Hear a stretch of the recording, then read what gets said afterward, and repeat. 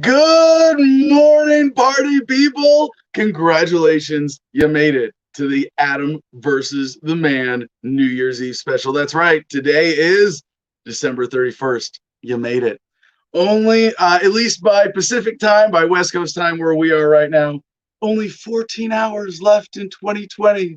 We're almost there. We're almost done with this particularly nasty, arbitrary loop around the sun time interval by which we mark human history. Yes, 2020 has been quite a year, and we have a wonderful episode for a New Year's Eve special planned for you today. We're gonna have the whole panel up on here the whole time, and this is the Adam versus the Man team with who's right now in studio. We've got CJ. CJ, put yourself on screen, ladies and gentlemen. This is our producer, intrepid producer from Meth Dakota. There he is, internet warlord CJ Abernathy.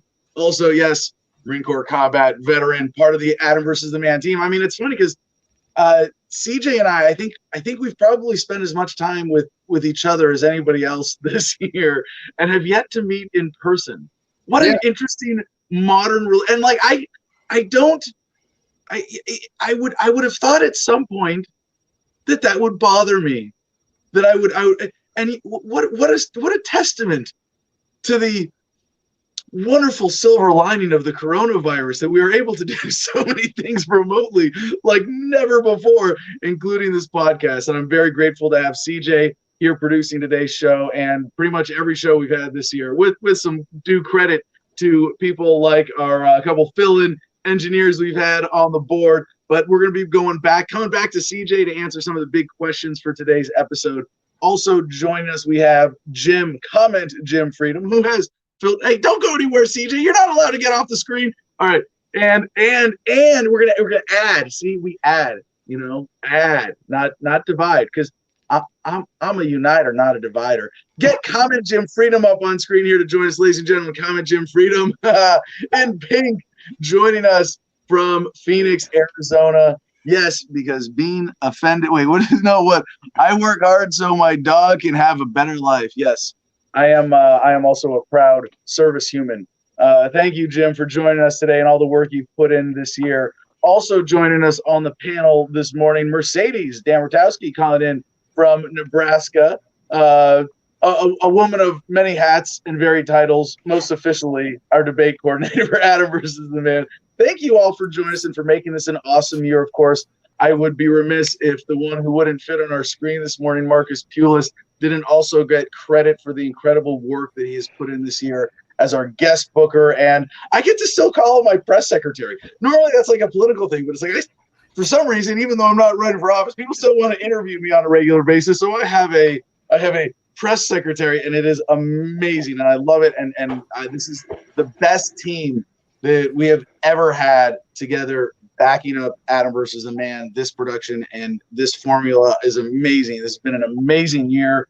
Again, I gotta say, like, this show in and of itself is a silver lining of the coronaphobia pandemic, because if it wasn't for Donald Trump's executive order, we wouldn't have gotten back into regular production with the show. And, we'll take inspiration wherever we can get it, right? So the other thank you I got to give out before, big appreciation before we get into our promos and explain what's happening for today's show, the Producers Club. And holy crap. And I got to give credit to Jim and CJ for coming up with this and managing it and making it happen. But this really is the foundation of the show right now. And this is a volunteer exercise for most of it. I mean, we make YouTube a lot of money with this show. As CJ, I don't know, most underreported story. Yeah, there goes CJ. Most underreported story of 2020, the censorship of libertarian media outlets. And it's funny, I was thinking about this in terms, it's great analysis looking at the censorship around Corona. By the way, CJ, how many times have I said Corona so far on the show? Are you going to get it out of the way? Let's just do it once so we can say, this is not medical advice.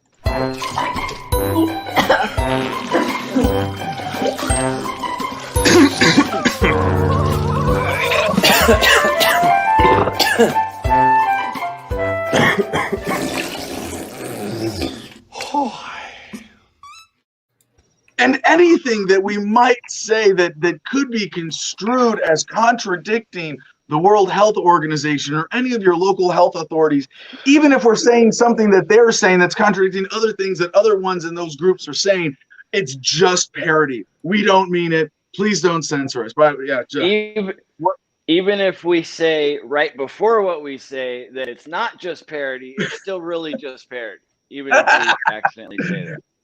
All right, by accident, the rest of the show is not parody. All right, that being said, what are we doing today? All right, first of all, yeah, the Producers Club, really. And for those of you who throw in $10 a month, it is allowing us to at least keep the lights on and pay for the internet overhead and StreamYard and things like that. And it's great. It's great to have the show at the end of a very challenging year for us, production-wise, censorship-wise, and for everybody financially, to have that much of the show, covered, so that it's not, a lot of people, and a lot of times in my life, we have had some serious challenges with censors, with all of these things.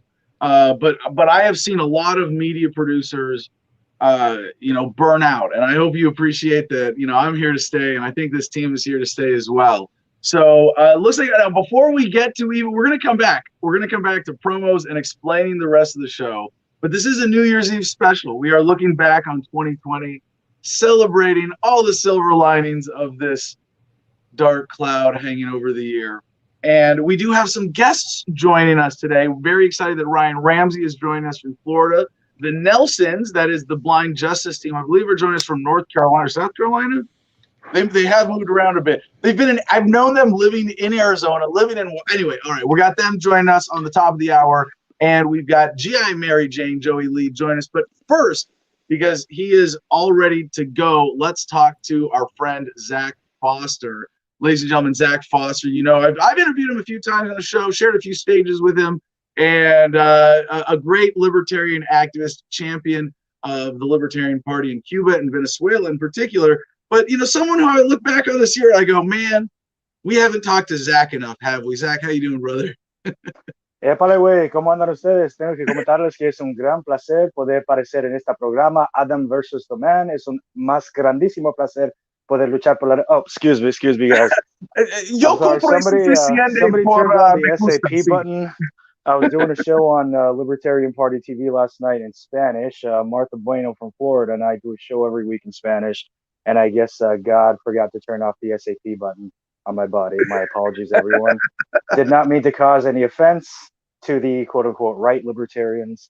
I just want to be a regular libertarian and be beautiful with everybody. All right, well, Zach, before we get into what you're doing, I do want to get a specific update from you on the international state of the LP and party activism that you're in touch with. But 2020, man, have you enjoyed it as much as I have?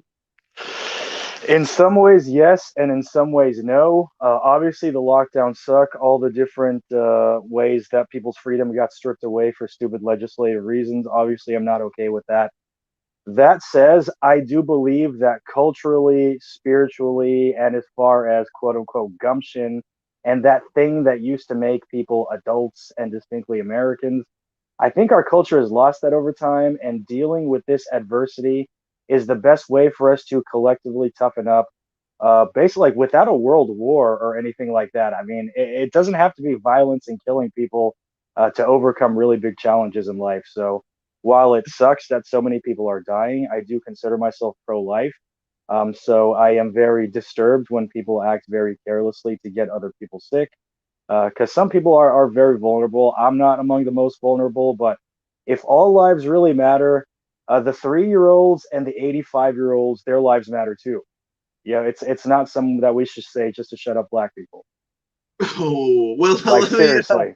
Damn, yeah, there you go. Well, let me ask you a bigger question. We're gonna come back to this with everybody. I don't want to dwell on it too long, but the official number for the U.S. is now what, 300,000 something?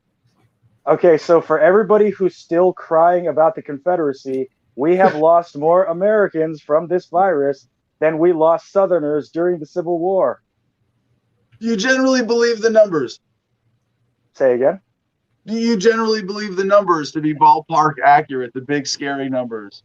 As far as deaths here, I would believe that to be ballpark accurate because remember, we have more than 340 million people. So 300 something thousand, that actually it makes a lot of sense, especially compared with the other statistics. I do believe that the numbers from China and certain other communist countries are severely underreported. As a matter of fact, China's reported just a few thousand deaths from this thing. The numbers that we had gotten, and that we being myself and my Venezuelan and Cuban volunteer team, we were in contact with the freedom activists over in Hong Kong, the student movement, Democist, all those guys. We were getting information from them on a regular basis, and what one of the things these guys kept telling us was the crematoriums all around the country, but especially in Wuhan, were working 24/7, 24/7 with media coverage of them forbidden. All right. If not that many people are dying, why are you having to burn dead bodies 24/7 in a way that's Oh, never been done before? come on, Zach. You're expecting government to make sense when it comes to burning bodies? I think Well, that's a bit of a reach. But no, you I make a don't very expect interesting. government to make sense, but all those businessmen in the Chinese Communist Party, I expect them to be a little bit more efficient, since they know how to make money. All right, so Zach, you bring up an interesting point here because we've been looking at the numbers in the U.S. primarily, and of course the 6% number from the CDC is not. Oh well, it's only 6%. But we've estimated that that the actual number of deaths really specifically caused by corona is somewhere around half or less of what they're saying in the United States. But you bring up a really interesting point that even though the general incentive of governments are to exaggerate crises, in a lot of countries they have downplayed it. And I wonder if you think that in China or in Cuba and Venezuela, how have these new challenges affected the LPs there? Ooh, for starters, it's a lot more difficult to have meetings, physical meetings. It's really easy for us to get on Zoom or get on StreamYard and do something like this because we've got the internet infrastructure for it. In Venezuela, the power goes out 6 to 12 hours a day in most states, and you got no Mm-hmm. idea when the power is going to go out. So if the power's out, you got no Wi-Fi, and your data plan ain't working anymore. That's Yeah. it. There is no communication. So Also, the pandemic has made it more difficult for people to get their daily living. So yeah, instead of being dissidents, people are spending all of their productive time just putting food on the table. And that's right. exactly what these regimes want, which is why the Yeah. communist countries have been even harsher with the lockdowns and restrictions. And they've used their police and their paramilitaries to kill or hurt people for breaking those restrictions. Mm. Yeah, so I mean that's a really important point that I think is illuminated by this, in that governments all have an interest in keeping us in a subsistence mentality, struggling to make ends meet and take care of our families because $600, baby. Who can pay their rent with that garbage? and activism is a luxury. If you're struggling to feed your family, you're not taking on unjust authority. You're not challenging criminal governments, and that's so. Zach, specifically though, aside from all of the general logistical hardships, can you tell us about how Corona is being used specifically as an excuse? I assume to crack down on libertarian organizing abroad. Well, in Cuba, coronavirus is being used as an excuse just to crack down on any activity that government doesn't want. So it's not just activists and people protesting. If you've got a little hot dog stand somewhere in Havana or Camagüey or one of the big cities, and your grandfather was against the revolution somehow, then that means today in 2020, they will come and shut down your hot dog stand before they shut down anybody else's hot dog stand. So Yep. even in that subsistence mentality, it's been difficult for them. We have had to send some money down south through Western Union for people to be able to eat. That's been a doable thing for Cuba because Western Union is still operating there. They don't operate in Venezuela anymore. They haven't for 2 or 3 years now. So getting resources to our Venezuelan brothers so they could keep the organization alive, it's been a logistical challenge. We've had to learn a lot of different little financial services that different Latin Americans use to get small amount of quantities across. And there's also been giving people medical advice, helping people buy the right medications. Once they've gotten COVID, obviously they send their relatives to go get stuff for them. And we've even helped a couple of people escape from the country.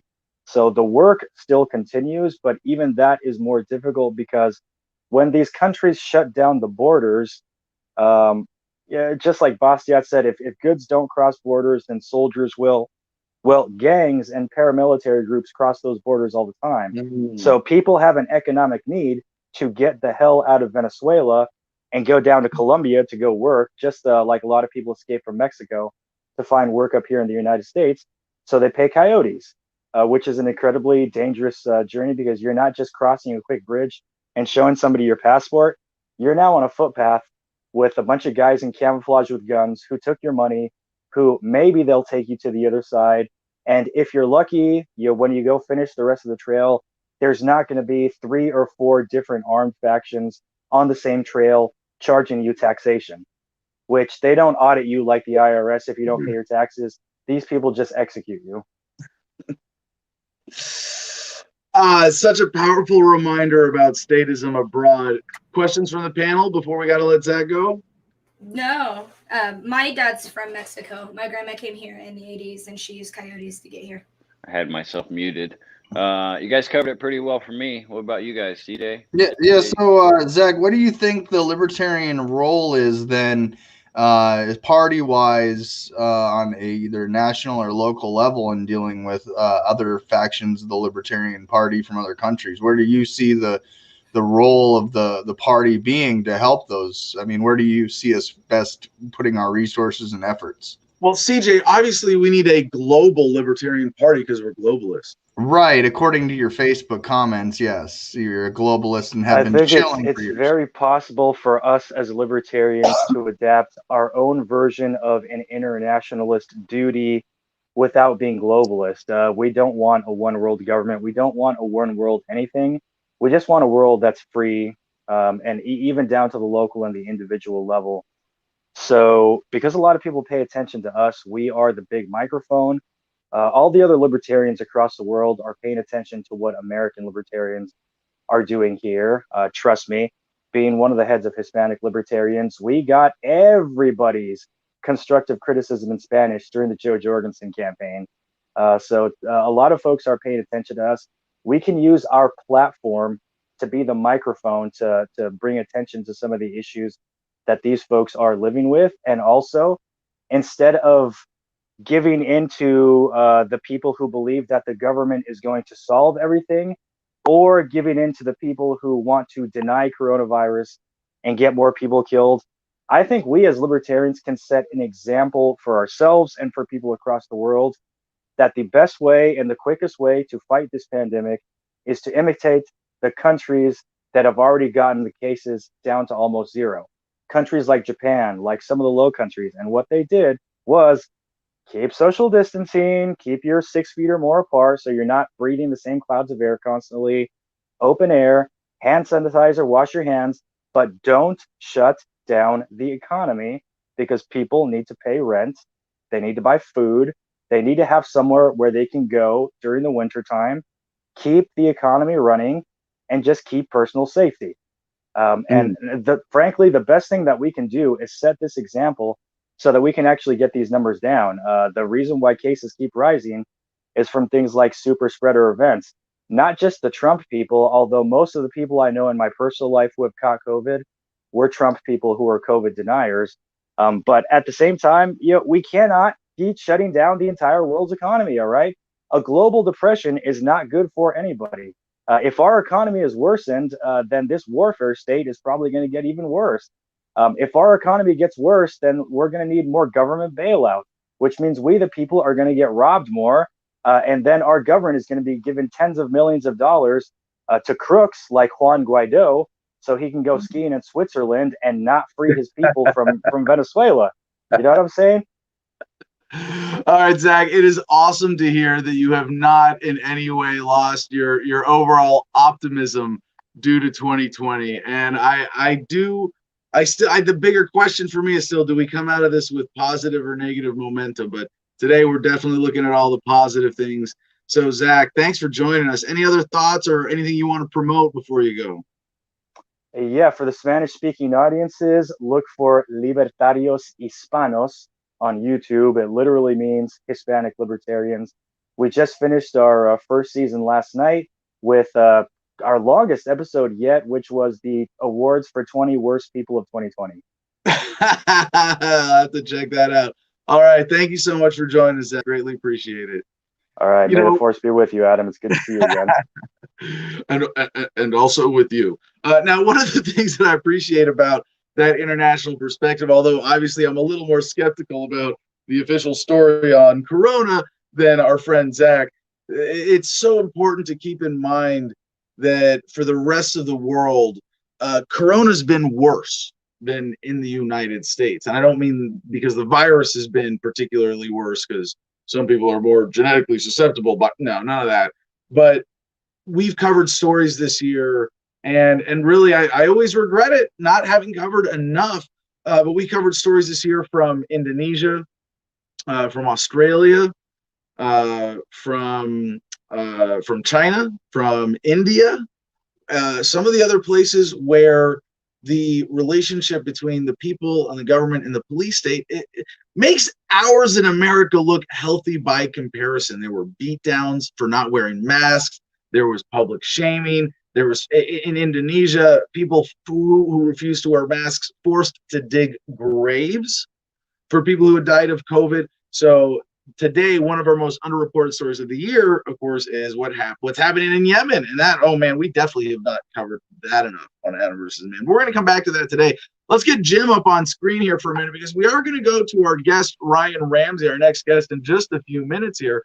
But before we do that, Jim, you mind telling people what it's been like having the Producers Club this year and watching it grow and how they can join us? Oh yeah, absolutely. It's been very cool. Like I say, when we do our promotions, that's where we get all of our links. So there are a lot of links in there, but I like that you instituted that 3 links per day for people, just to keep it sorted out. Cause it's getting to be a large group, so it can start getting. I'm the only one around here who gets to share 30 links a day. All right. Right. If everybody did that, spam the link. Yeah. Yeah. And no sneaking in multiple links within one post either. Well, I gotta say this. One of the things that I appreciate, especially with the Producers Club, is the editorial team, is being able to put stories together in blocks. And as long as you say that, no, I got to give credit to Retribution, because he gave us an awesome block on vaccines with history by giving us a researched block of links to say, check all this out. Here, Adam, you can just grab all this, pull it up, and it'll flow together as an awesome segment. And that's really cool. And to see that it's getting even more like production conscious in there, I like that. Yeah, that is cool. That's for sure. And like I said, it's growing to be a large. So what number do you think that we're going to have to, do you think we would ever have to create another group? Yeah, like. I think when the Producers Club gets big enough, we might have to split off like an editorial team, and say this Telegram group is just for editorial prep for the show. That could be cool. That could be cool to give you to give people an option. Do you want to be a Producers Club member for the fun and personality of it, the personable grouping with us to tell jokes and be part of the bullshitters group? Or do you want to be part of the serious editorial content creators group? That'd be cool to give the option. CJ, what's up? Muted. So I have an idea, a pitch for 2021 with the Producers Club. As the executive producer, I see the same things you guys see: a flood of links. Everybody rushes to bum rush the story like they're the first one to post it in the club. Did you see this one? Maybe if we did have maybe if we did change the Producers Club to more of the general chat and have that editorial board. So maybe we move the Producer Club entry to the lower patron tier and the editorial team to a higher one, and we use the general chat to weed out, and we pluck from the general chat into the editorial chat. So it's like a weeding out of a process. And so, yeah, I like the idea. I don't know what we would change. Yeah, right. Is this the weeding process? Yeah, we can weed it out if we can weed out all the bad stuff. But again, so I know you guys are waiting. Hold it in as long as you can, guys. Smoke weed every day. Smoke weed every day.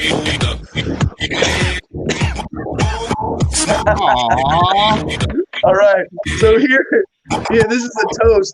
Here's to the winner of the 2020 election, drugs. But back to the prediction stuff. So, and a couple quick notes for today. So we do have some contests that you can win membership in the Producers Club with today. And we have two questions. And I put these on Twitter. We're going to come back to these with the panel. But if you go to my Twitter account, twitter.com/AdamKokesh, what do you think is the most underreported story of #2020? And so we're going to go through these because I want to share with y'all what all my Twitter followers came up with for underreported stories of the year. But we also have, who do you think have been the most effective activists of 2020? And so if you come up with a comment to answer either of those questions, and you have the best answer today in our comments, we're going to be giving away 2 memberships in the Producers Club live on the show today. That's right. So those are the questions. What was the most underreported story, and who have been the most effective activists of 2020? And effectiveness here, by the way, the panel will judge. And generally, I think effectiveness is inherent in our definition of activism as conscientious behavior to make the world a better place.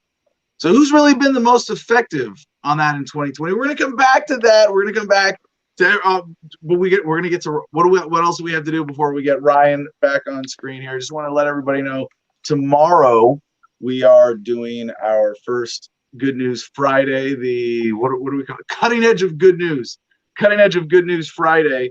And then we're gone for 2 weeks. I'm going to be in Hawaii. We might do some special episodes that second week we're there. But to CJ's point about the reorganization with the Producers Club and everything else, this is the time. This is our break. We went through Christmas week and New Year's week, and now 2 weeks we're going to take to retool and come back stronger and step back and look at what we've done for this year. And man, it's been amazing. And about the censorship and the funding and all that, CJ, we've covered this. But man, CJ, and I don't know if this is if I would well. It's not the most conservative, but it's also not the most liberal estimate to say that we have been ripped off to the tune of about 80 grand over this year by YouTube, not monetizing even the views that they have allowed us to get on their platform, backed up by the U.S. government with our tax dollars. Blurring the line between private and public enterprise. All that being said, AdamVersusTheMan.com. Patreon.com/AdamVersusTheMan. And if you want to get our merch there, you can get 15% off and free shipping if you're a Producer Club member. So without further ado, let's get Ryan Ramsey up on screen here. Ladies and gentlemen, Ryan Ramsey, longtime friend of mine, activist from Florida, and someone who, like, I look back at this year and was like, wait a second, how have we not had Ryan on? And he's actually had a pretty significant presence in the show from behind the scenes, and he sends me some good memes. Some of the memes you've seen on my Instagram, he gets credit for. But aside from just someone who I was like, you know what, let's check in with Ryan. It's the end of 2020.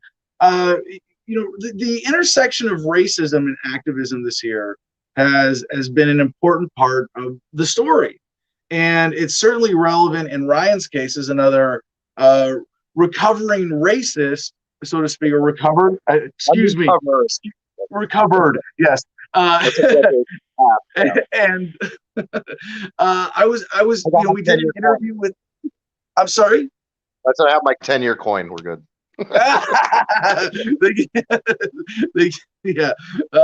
Like in AA, right?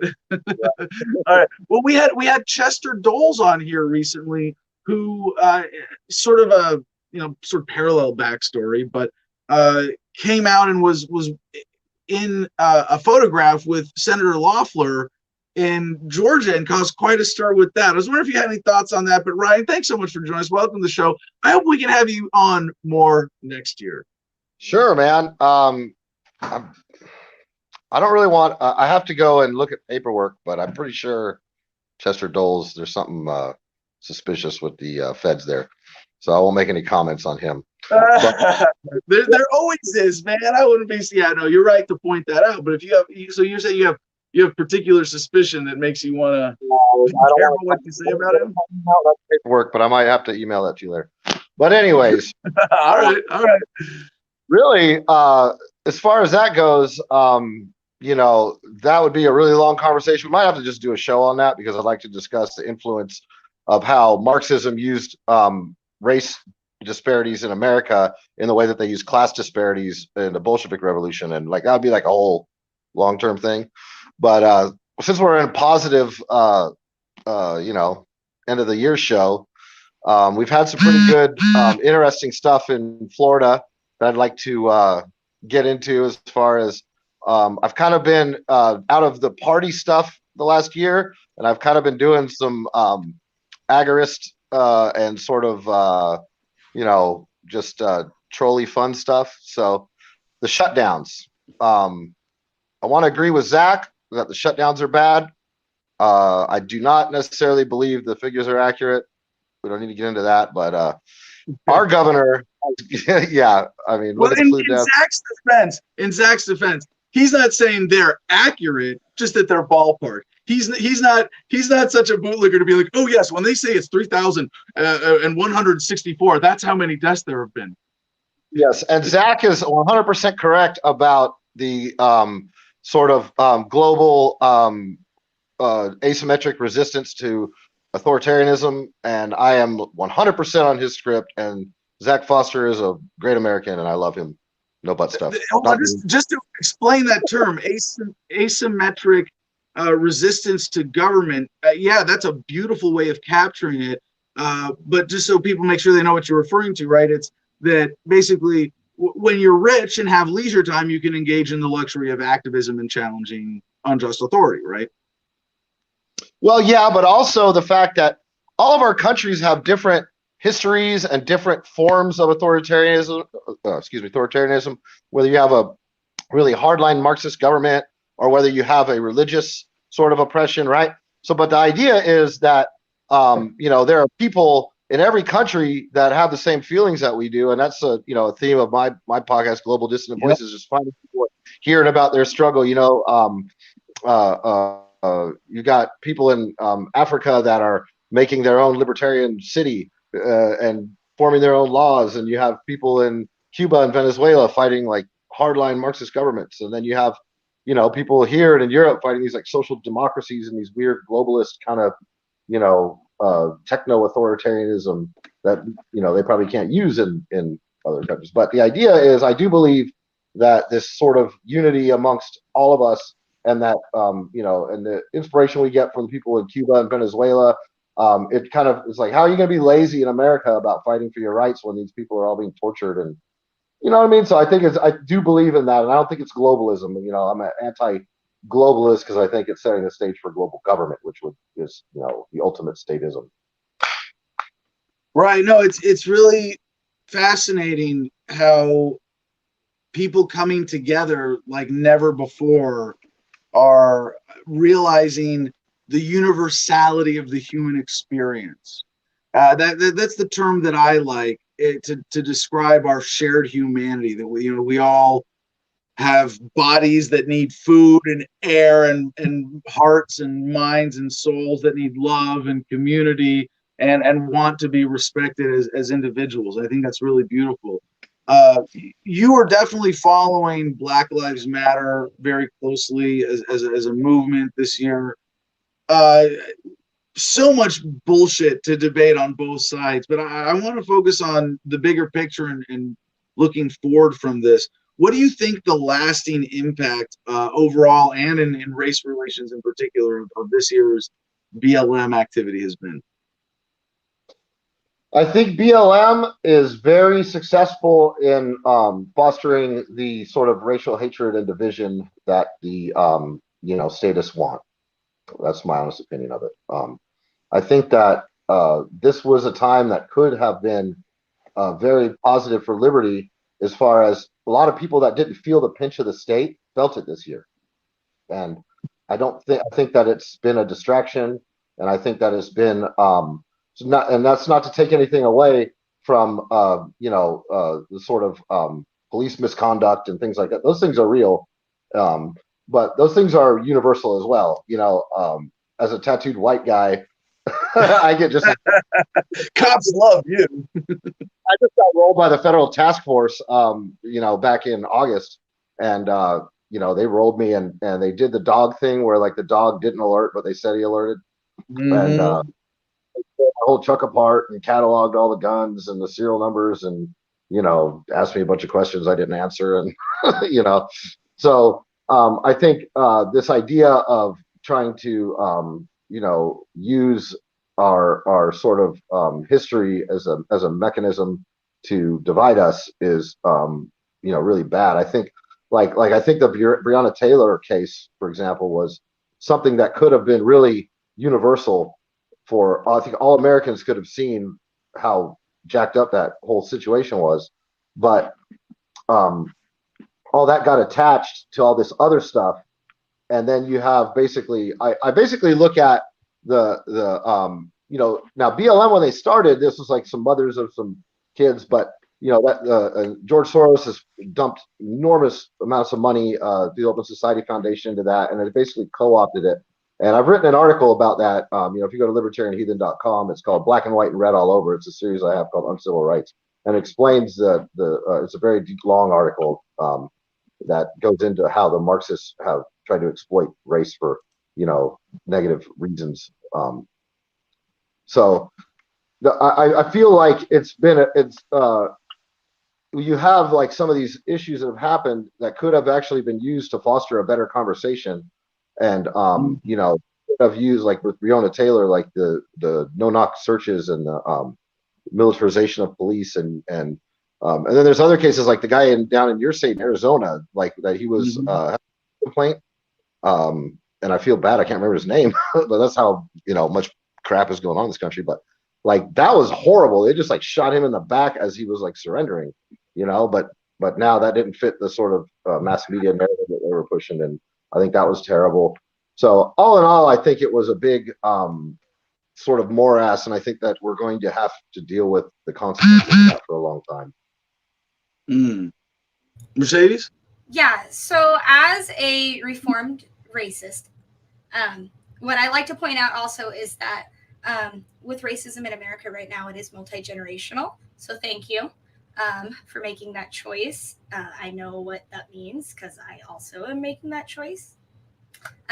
So that being said, do you think that there is a racist element that has crept into the Libertarian Party and within because I know where I'm at in Nebraska, the Proud Boys are around, and you're a heathen, and I love heathenism. Thank you. I believe that the Proud Boys and white supremacists have appropriated that culture in a very negative way, which is a great way to talk about what is going on in the Libertarian Party, because I do see that mixture of white supremacists using heathenism as a cover to kind of infiltrate and get in and kind of put earwigs in, at least in this area, especially in the railroad. I don't want to talk about that part. Yeah, I mean, I'm a Proud Boy. I'm a libertarian, so and I would tell you right now. Yeah. So I mean, one of our tenets is anti-racist. So I just have. I mean, I'm renting my house to a black Proud Boy, a couple rooms of it. It's really hard for me to accept that being on the internal. I think a lot of the stuff. You have to understand our culture is like. There's a lot of things that the ridiculousness is fun. So like if you remember, they had that big Twitter campaign about us being gay or whatever. So that was funny. I'm sorry about that. We are gay. You know what I mean? Fine. And so it's like, and we have a bunch of gay members. You know what I mean? And that's what was my assumption when I first met the Proud Boys years ago. That's what it was. But I feel in the last few years, I felt a shift kind of, and I didn't know if anybody else had seen that either. No, I'm not going to tell you that when something gets that big, it's just like the Libertarian Party. When something gets big, you're going to have stuff, but like some of the whole thing about like the big influx of racists in the Libertarian Party went back to like me and when Augustus first came in, and then when he went to Charlottesville, we actually like disavowed him, and I challenged him to mutual combat, and he just refused. But Well, like, I would probably refuse a mutual combat challenge from you too. what? You know? You're, you've got a few inches and a few pounds on me there, Ryan. But no, to this bigger issue, and maybe this is the sort of more valuable presence of mind and takeaway from that. I think Mercedes wanted to get a little more specific with the LP, but racism has become so toxic that you can't even renounce it without getting a little bit of it on the cooties on you and being blamed for it somehow. I mean, there really is a strange. I think it's a fake hypersensitivity in order to be able to weaponize racism. To go back to the old COINTELPRO tactic of bad jacketing, where they would just try to destroy someone's reputation. But they have a better way of doing it now, I think, through group infiltration, because they have so much extra labor hours and manpower for spies and covert operatives, and not to be like super, government CIA, but just even old parties infiltrating and being able to make the LP look bad at a national or state or local level. And I think the Proud Boys is especially vulnerable to that kind of infiltration, where you have, we had one guy infiltrate. He's then proclaims himself a racist and makes himself very visible. And now you have to fight that negative reputation that's not fair or accurate. Yeah, I mean, some of the things that happened this year are ridiculous. Like, if you remember Kyle Chapman, Stickman, so like the last few weeks, it was like he made this announcement that he was, starting the Proud Goys, and they were gonna like stop the Zionists. This dude was like kicked out of the Proud Boys like 2 years ago, and basically he's just trolling like Enrique, who's like the chairman, who's Afro-Cuban, and then the media picks it up and it's like, big rift in the Proud Boys, and blah blah. and then you got the same thing going on right now with like the Proud Girls thing, and then there's like a whole like sort of backstory with everybody. They're basically like a troll going on, and then these dudes put on something like, y'all should stay in the kitchen, and like this whole thing is like an inside joke, but then the media starts running with it, and then they're like, these misogynists. They like, so with the I do kind of respect that about the Proud Boys having essentially gone to the point of, we don't care. You want to describe us by our memes and the worst part of our sense of humor? Fuck it. It's all out there. All right. So you're perfect, because you just segued into the other point that I wanted to make, which goes to the LP. So I can answer her question, right? So within the, there's this idea, and this is what Augustus fell to, and what basically made me lose this, because people go, oh, well, they're just going to call me a racist and a Nazi, so I might as well go hang out with the NSM and march around yelling about Jews at the statue. Well, I mean, like, that's basically letting your enemy, of liberty define your narrative, and basically accepting what they say. And the difference between the LP and the Proud Boys is the Proud Boys, they'll run with it as a joke, and we'll all like have huge laughs about it, but it's not real, right? But so within the LP though, they'll savage somebody. I mean, I spent like 2 years with Paul Stanton, just insisting that I'm a white nationalist. I can still hear him like say it in my ear sometimes, and it's like, but he couldn't be further from the truth. And the problem is like, as far as white nationalist entry into the LP, it's not a thing, because basically when I first came into the LP, I had all these people that were like, wow, I could like abandon this and then go actually do things, that align with, all these things I believe in, like the Second Amendment and the First Amendment and all these things, and actually make an impact. And when Paul Stanton showed up, like I probably converted like in 2016 to 17, like before he really got on his deal, I probably converted like 100 more people out of the fucking old skinhead bullshit or whatever. Then when he showed up, the narrative became, well, why would I bother doing that? They're just going to call me a Nazi and still dox me and screw with me like they're screwing with you. I basically put the brakes on that. And he basically killed a really good opportunity for me to get a lot more of my old crowd out of that whole situation. And I think that if we want to really talk about that in the LP, is that the LP needs to the perception amongst like libertarian leaning like right wing people that might consider the LP is that basically they don't want anything to do with it because if they try, they're just going to be doxxed or screwed with, and that basically the left controls the LP and they don't want anything to do with it. So this idea of leftist infiltration or right wing, racist infiltration of LP to me is a joke, because it was basically like I was actually converting people to libertarianism before that stuff came to such a crazy crescendo. And since then, it's been pretty much like I basically have to like try to argue with them that the LP is not some left wing garbage, and it's really right.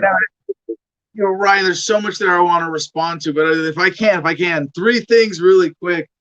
There is something inherent in the libertarian ideology, aside from our platform directly condemning racism, but in the individual aspect. I don't like the term individualism because I'm all for voluntary collectives. The individual collective doesn't help me in that divide. But the individual judgment, respect of an individual's rights, as opposed to seeing them as a part of a group, there's this like huge intellectual contradiction inherent between libertarianism and racism. Like, you can be a racist Republican, you can be a racist Democrat. Those aren't fundamentally intellectually incompatible, but you can't be a racist libertarian because it goes against the philosophy itself. And within the party, we're always going to have crazies. We have that in common with the old parties. The difference is with the Libertarian Party, we take our crazies and we run them for office, whereas the old party stick them in the back of the office and make them look envelopes. But with this idea of racism and renouncing racism, and one of the things I love about your story that pisses me off about other people so much is that if you're going to condemn someone for being a racist, for something that's in their heart or in their mind because of something that they have expressed, you better praise them and accept them just as hard when they come out and say, I'm not doing that anymore, or that I have condemned that and rejected that. And then finally, about the Proud Boys, and last thing, we'll let Mercedes jump in here, but I saw that headline you mentioned today, Ryan, because it was on the Drudge, Daily Beast. And to see the Daily Beast engage, you know what I'm talking about. To engage in this kind of, it's slander. It's shameful, anti-journalism, political slander. And obviously, I have my differences intellectually with the Proud Boys. By the way, Ryan, tell Enrique to come on our show. We've reached out to him a couple times. We're going to be fair. We're going to have a good time, and we're going to help him promote his cause because I see him as an ally. But this story we have black and yellow, like, you know what I mean? I'm not sure how I feel about that because I love anything that's representing ANCAP in colors, right? Yeah. Okay, but this article, I want to quote to back you up here. Proud Boys are at war with their female extremist wing, and the subheadline is, "The snake eats its tail. A transphobic MMA fighter has announced herself to be she's a female MMA fighter is afraid of trans people. I have a hard time believing that right off the bat. Has announced herself to be the den mother of the Proud Girls, but some members of the extremist, misogynistic Proud Boys don't want her in the ranks." And I go, you must be doing something right if they're coming at you like this. Yeah, I mean, that's what I mean. Like, how can you even sew that up? It's like, wait, we don't want some transphobe in our ranks, so now we're the bad guy, but now we're misogynist just because she happens to be a woman. It's sort of like a whole wrap up of like everything wrong with the media. You know what I mean? It's like, yeah. Yeah. Mercedes, did you want to jump in before we Brian wrap up? Observation I had while we were speaking of the racist problem and stuff. I either realized, I'm not sure how to phrase it. Hold on, my words are going fast.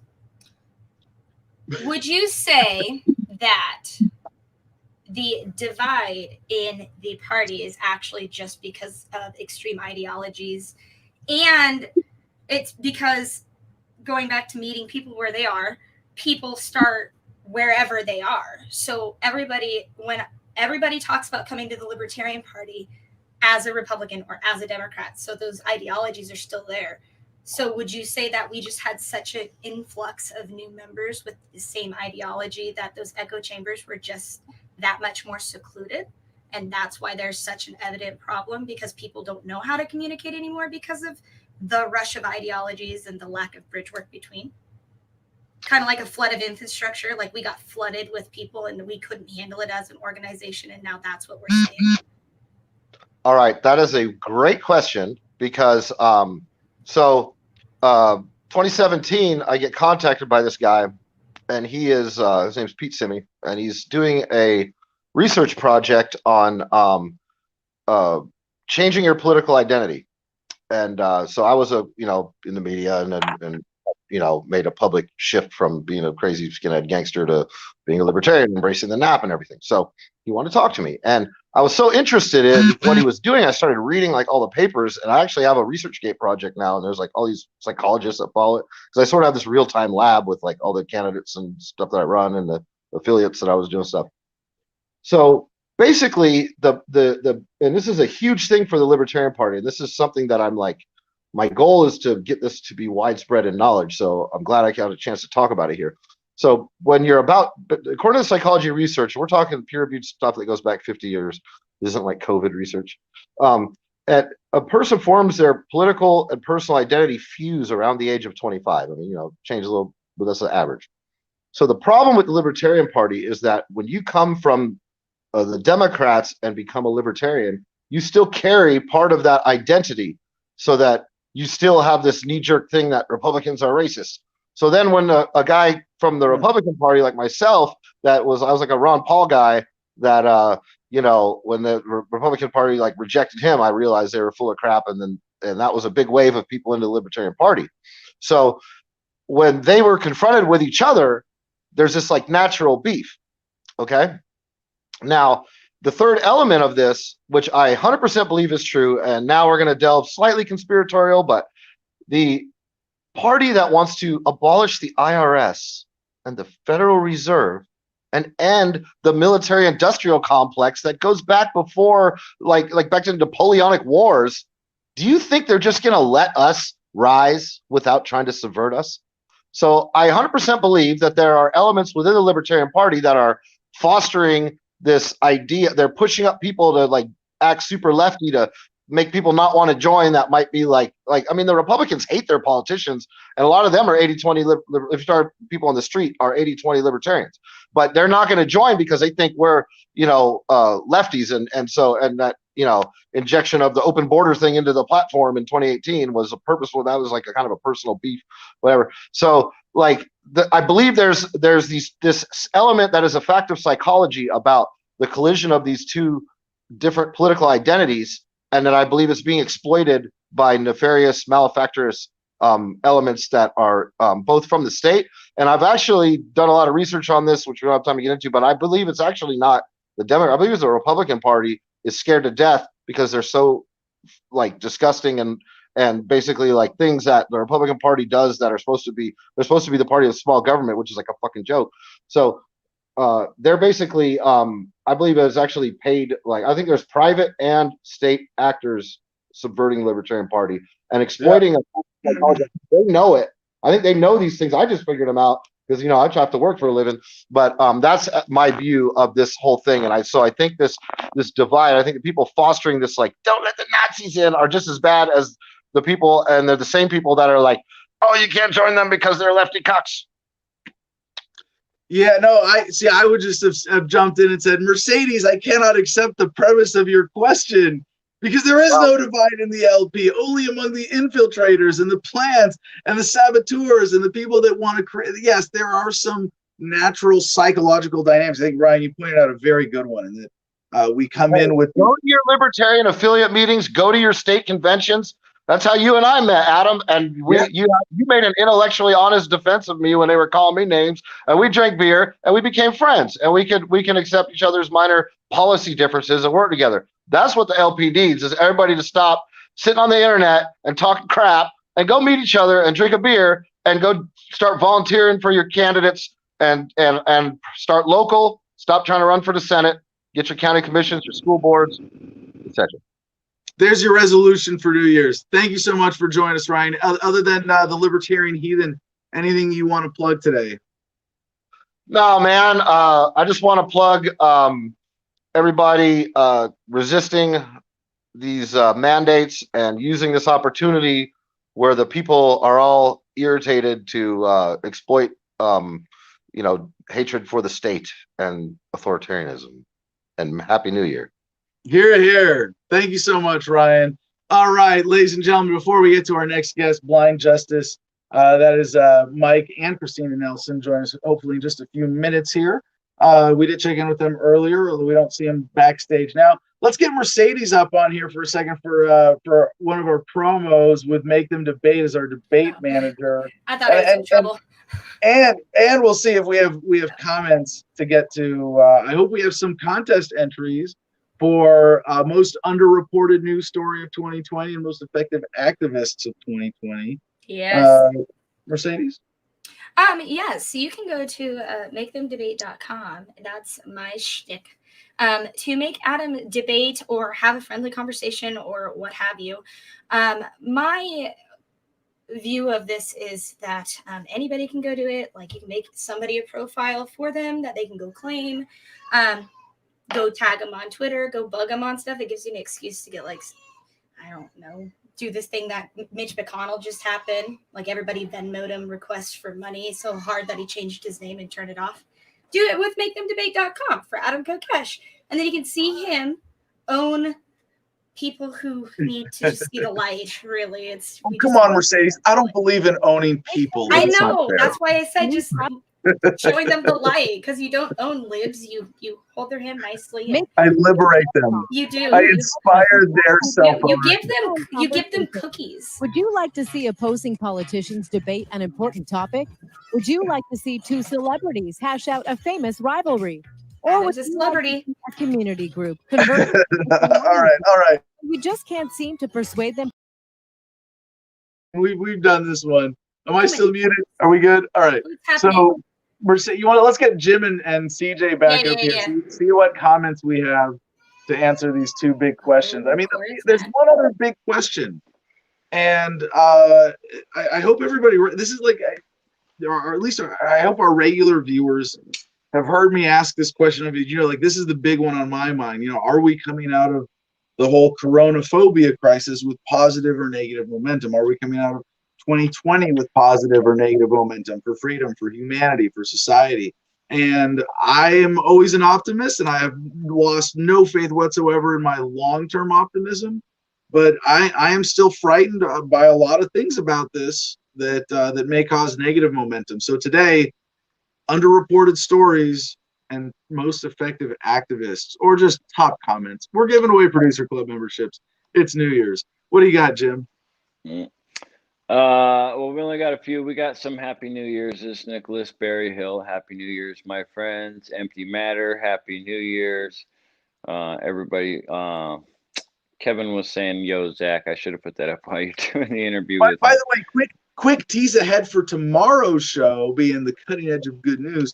Nick Berryhill in our producers club is going to be calling in to share his story, and we would encourage that as well for tomorrow. If you want to call in and share your New Year's resolutions and your triumphant stories of 2020, we'll be taking calls, and we've got a lot of good news headlines piled up here. For sure. And just for the record, on the last show of the year of 2020, it was our friend Matt Baxley who got first on the comments. He's sort of halfway cheated, I guess, because he's in the producers club. He commented that at 9:05 a.m. We don't even go live till 10 a.m. He commented that at 9:05 because he gets the link early as a producers club. The backstage comments don't count for first. They got to be like on one of our. No, this isn't backstage. This is on. It's on YouTube, because on YouTube, technically, broadcast allows comments. Yeah, YouTube technically starts broadcasting a generic page that says it's upcoming as soon as you create the link.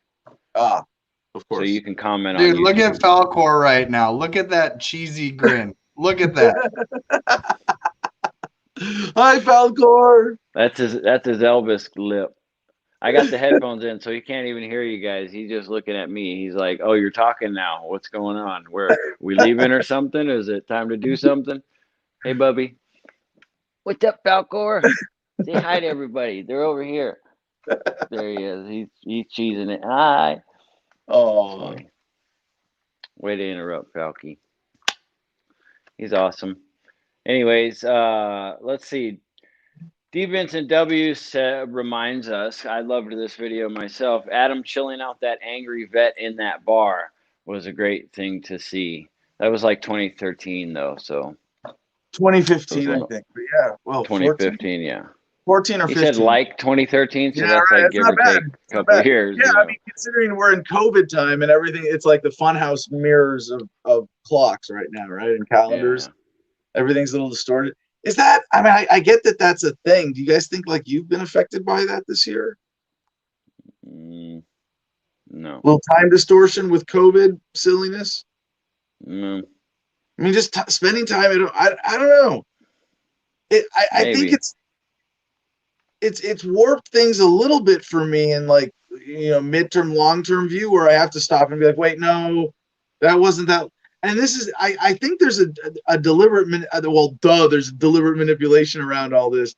But even with the timing of it to, you know, hey, 2 weeks to flatten the curve. That 1 year anniversary is coming up pretty quickly here. So what are you going to do to celebrate the 1 year anniversary of 2 weeks to flatten the curve? Wait, what? Like, yeah, you think about all the time projections with COVID and how that's affected us with lockdowns, whether or not lockdowns really affect you personally. You know, we all have kind of an awareness, right? Like even if you're homestead and off grid and you know, never contact the rest of the world except to go, you know, to the post office once a month, you still kind of have a vague sense of, oh yeah, shit's weird out there. And even then, the timing of it and the deliberate confusion of, is it starting now? Is it starting later? Is it, you know, they don't want you to be, I hope people recognize a very important part of our mission with Adam versus the Man right now, to make sure that we, the people, are writing the history of COVID and not them, the authorities. Yep, for sure. I think it's inevitable that it happens that way in today's age or society. Something's different about today, obviously, technology, everything. But I think that's the only way it can go down anymore. I don't think they can get away with it. CJ, go ahead. Muted. Like always. I've got 2 good points. I'm gonna make a T-shirt that says CJ, you're muted. Anyways, I've got 2 good things that came out of 2020. First off, prior to COVID, I was pro public masking back when it was a felony. Back when we were reporting, hey, it's still a felony on the books for you to wear a mask in public. But that was I was pro mask for not COVID reasons. The next thing that came out good for 2020 is used to be when you're fighting a family court battle, you'd have to take your physical body to their location and possibly be murdered or thrown in a cage or beaten and have your rights violated just for trying to go to be a court to be a parent. Now I can participate remotely and they have to come into my world and I don't have to risk death or bodily harm to try to defend my constitutional rights. So that's a good thing that came out of COVID. Yeah, weird how fast that changed. If you're allowed to attend court remotely, that means you can smoke weed in court from home. I mean, you can choose to do that. Yes, certainly. You should definitely. It is a positive that came out of the process that you don't have to risk bodily harm or death to defend your rights in civil court. Put that back in the bag. Because all you got to say is I might have been in contact with somebody who had COVID. Well, there's a court date coming up. Can we Zoom it? I mean, yeah, it's pretty crazy. So you know what helps with that, CJ? Smoking weed every day. Well, yeah, but I don't feel like pushing a button right now. All right. So let's get into. I mean, let's get into some of the meat of these questions here. On Twitter, the first one: what do you think is the most underreported story of the year? And this was kind of out of the blue, the first one, former Scottish Labour Party leader Kezia Dugdale's tweet about twice being laughed at for not wearing a mask in a store, but still hasn't said to this day which store in Edinburgh it was and which employees. I'm pretty sure this is not really a top underreported story. The police murder of hashtag Duncan Lemp. And this is from, his name was Duncan Lemp on Twitter, also at MNTbagger. But yeah, and Ryan brought up Breonna Taylor earlier. And I was thinking that the actual attention and persistence of attention to the Breonna Taylor case has been a pretty positive sign, I think, of what we're capable of. I still see progress in pushing back against the police state. I don't think Breonna Taylor would be, the most underreported, but Duncan Lemp definitely underreported. And yes, the lizard people control of Congress. Stanley Cohen Law had to weigh in with that. That's another one. The most important underreported story of the year from Daniel Harshman. D's nuts. Defend the two-party system wrote, I feel like Einstein got completely buried. I think he meant Epstein, but yeah, he did get buried one way or another. Pathos Bedlam, the massive success of electrical vehicle sales in the face of a worldwide pandemic. Tesla shares went up over 500% in less than a year. People need to know how much electrification of our daily transport vehicles will help everyone. No wars have been fought over electricity. Now, I certainly have my issues there with Tesla and stocks and the pandemic and blah, blah, blah. But yes, the overall success of electrical vehicles and that ship might be major underreported story. Jim, do we have any suggestions for other underreported stories of the year? No.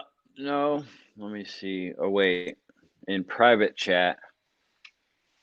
Trump orders troops out of Syria. DOD war pigs lie and say they did, but actually kept them there.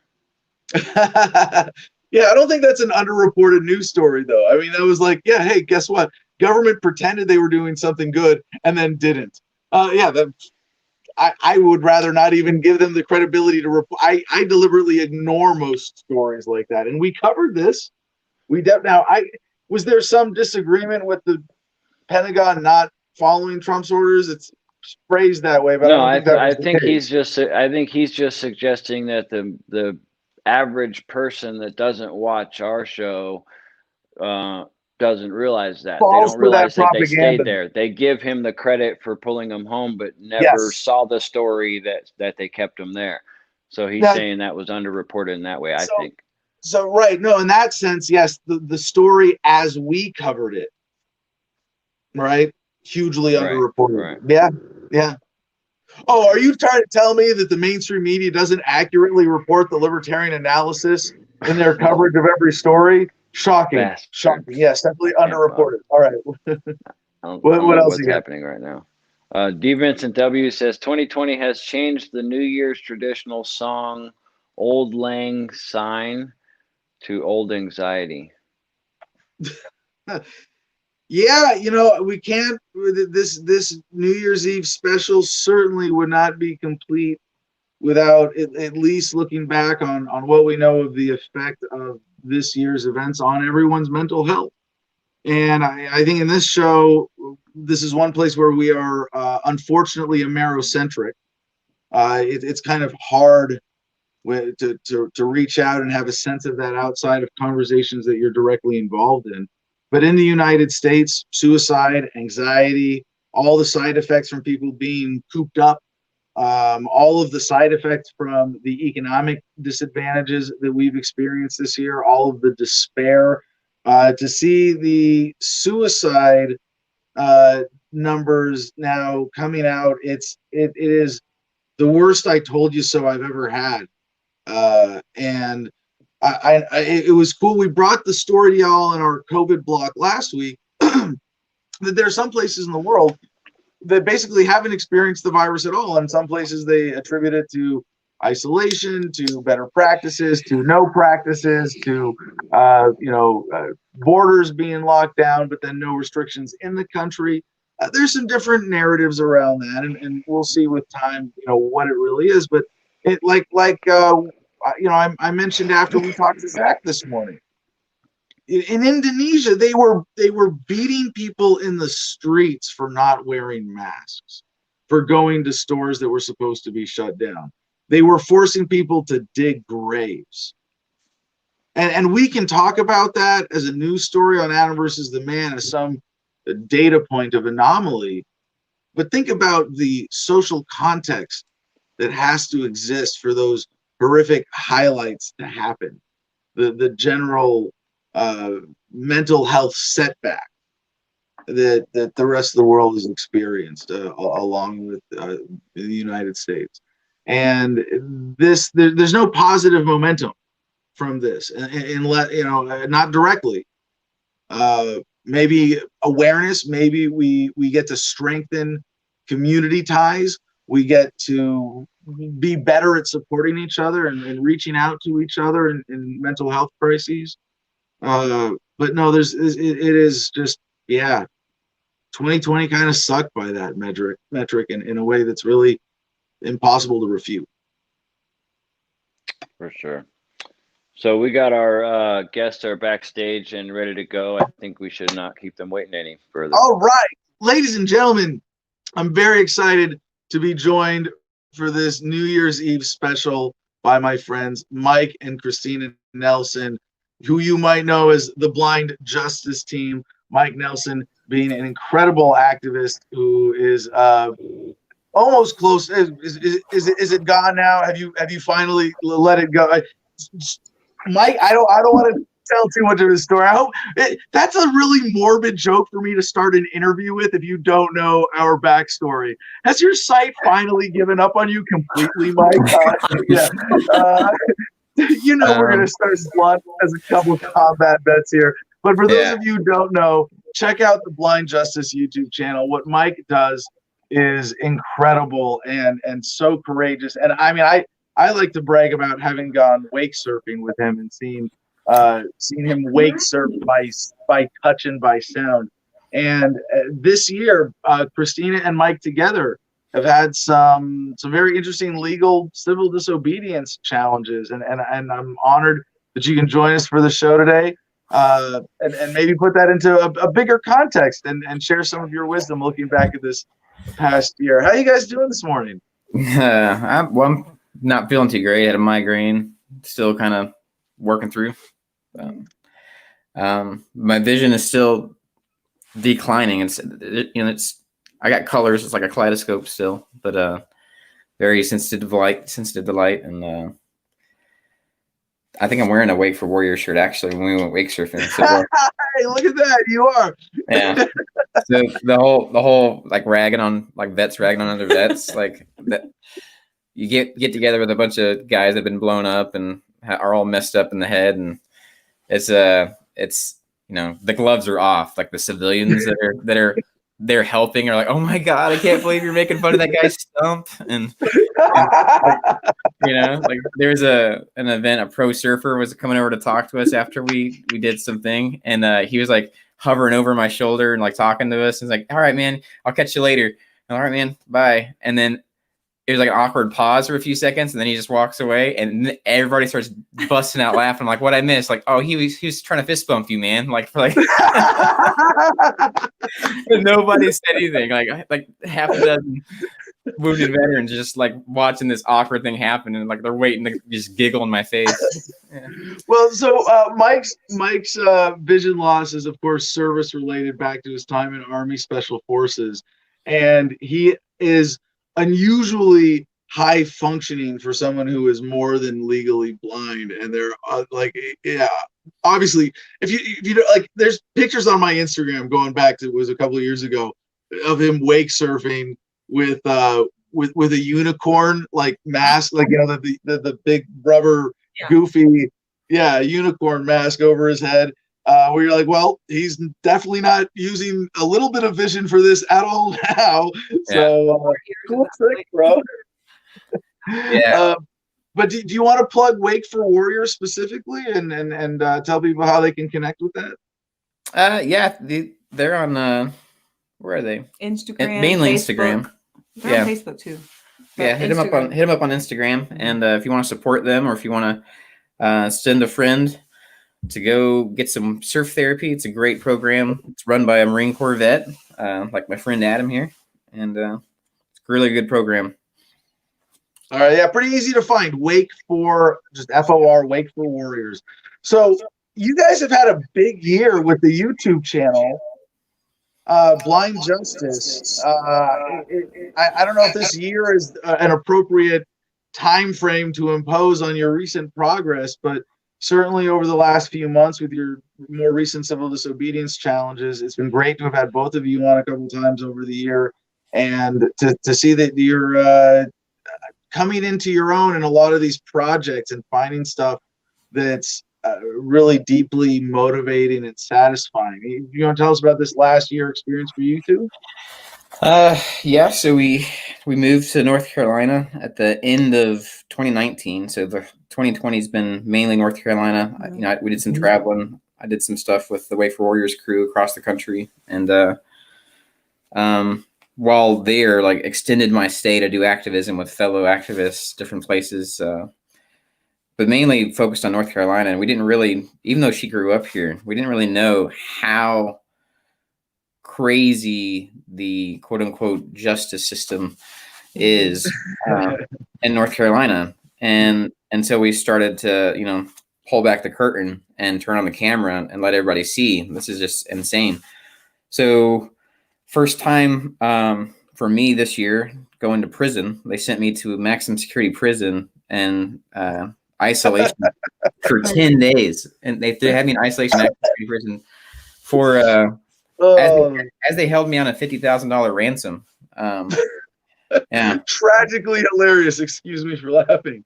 Right. And what was the initial cause? What was the impetus? Because I was sitting as a passenger, obviously, in our van, and some thug with a gun came up and demanded IDs. We were just sitting in a church parking lot. One of our first nights as a couple in this new town in North Carolina. Had the kids, you know, taken care of, and we just wanted to spend some time out together. And some guy came up and just demanded we give ID, started threatening to smash her window out. And, you know, she produced ID because she was behind the wheel. But as a passenger, like, there's no statutory, you know, law. There's no case law that says that a passenger must provide ID in North Carolina. And I knew that. And so I challenged the man, and he didn't like that, of course. And he had, I think, 4 or 5 guys that were there. They pulled us out, put me in cuffs, and then eventually arrested me for resisting an officer, even though he had no legal duty to even approach her and ask for her ID, much less me. So that's still pending. Through the district court here, they just kind of rubber stamped the guilty on it. But before getting to that stage for district court, they told me I couldn't go into court with my assistive devices. So a hearing impaired person has hearing aids. A vision impaired person has vision aids.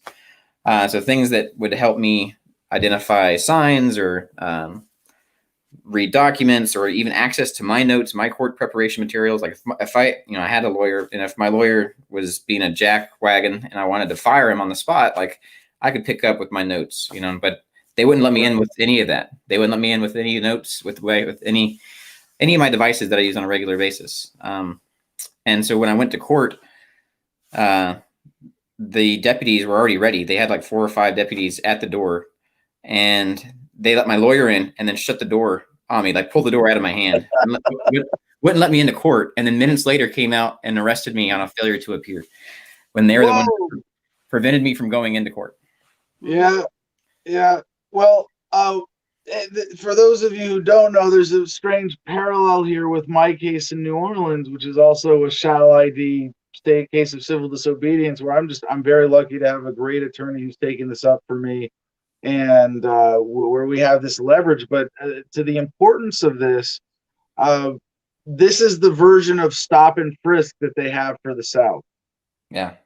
You must show an officer an ID at any point, no probable cause, no reasonable suspicion. If a cop says, I need your ID, you have to give it to them. It's not true legally, but it's true in practice, because if you don't they will fuck you up because the weight of the state is behind them on this one. Oh yeah, it's And crazy. you are taking that on directly. Oh, yeah. I want to give a chance for the rest of our panel on the show, or our producer team here, to ask you some questions as well. Jim, you have anything from yourself or the comments to start? Well, I just want to say I admire your work, man. I've watched you for a long time, even actually before I got with Adam versus the Man. I've been watching you, so keep up the great work. I love it, and I hope you get this figured out, this legal junk that you're going through, because that most recent situation, I watched that whole thing literally live while you were going through it, when you were at the courthouse and they were holding you outside. Yeah. They know you can't come in. The guy looked at you, said, okay, he's outside. He went in, basically made a backdoor deal with the judge and said, look, he's outside. Here's an opportunity right now. Give me a warrant. And then they come out. And I mean, it's like, how more blatant do you need it to be for people to gather their pitchforks, Right. so to speak, or whatever? So I just wish you the best. I don't really have any questions. You guys are more knowledgeable than I am, and I love you guys. So I wish you the best. Mr. and Mrs. Justice, always a pleasure to have you guys on the broadcast. I too am an admirer of your work. Producer CJ here. I guess my question's more geared to, well, I got a statement and then I got a question. So I too have been following your work. I watched you get assaulted in the streets just for holding a sign by triggered people in your town as you're doing First Amendment audits, walking. I kind of made a statement to your wife, Mr. Justice, that I don't understand. Are you fearful? Like, how do you sense that word? I'm watching these people assault you. You can't see them. How do you handle yourself? I mean, I'm fueling up my semi, furious that you're getting assaulted while I'm just sitting here fueling this truck up. And I'm watching these people assault you, and I'm like, this is why I carry a gun. So my question is how do you protect yourself being blind? And do you carry a gun? Do you practice your Second Amendment while practicing your First? And do you have any advice for people that want to be as ballsy as you and walk in the street with a big stick and have like your giant fuck cop sign? Do you have fear? I mean, you take this question however you want, but I mean, what advice do you have for people that have that big of cojones like you and are going to say what they want regardless of how you feel about it? Well, I think Adam and I have had some kind of personal philosophical discussions about taking lives out at the ranch, or at the Freedom Farm, and so I can kind of touch on that a little bit. But that wasn't the first time I've been mobbed. And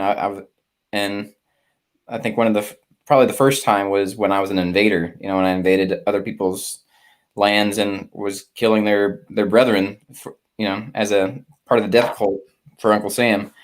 So, and the different mentality though was that I had a force of dudes with guns that we were willing to kill people. And actually somebody did open up with a machine gun into the crowd in that mob in Iraq, because they claimed they saw somebody with a gun, even though we were getting hit with rocks and they had signs and they were like burning effigies of Bush and stuff like that. And one guy just opened up. So that kind of dispersed the crowd.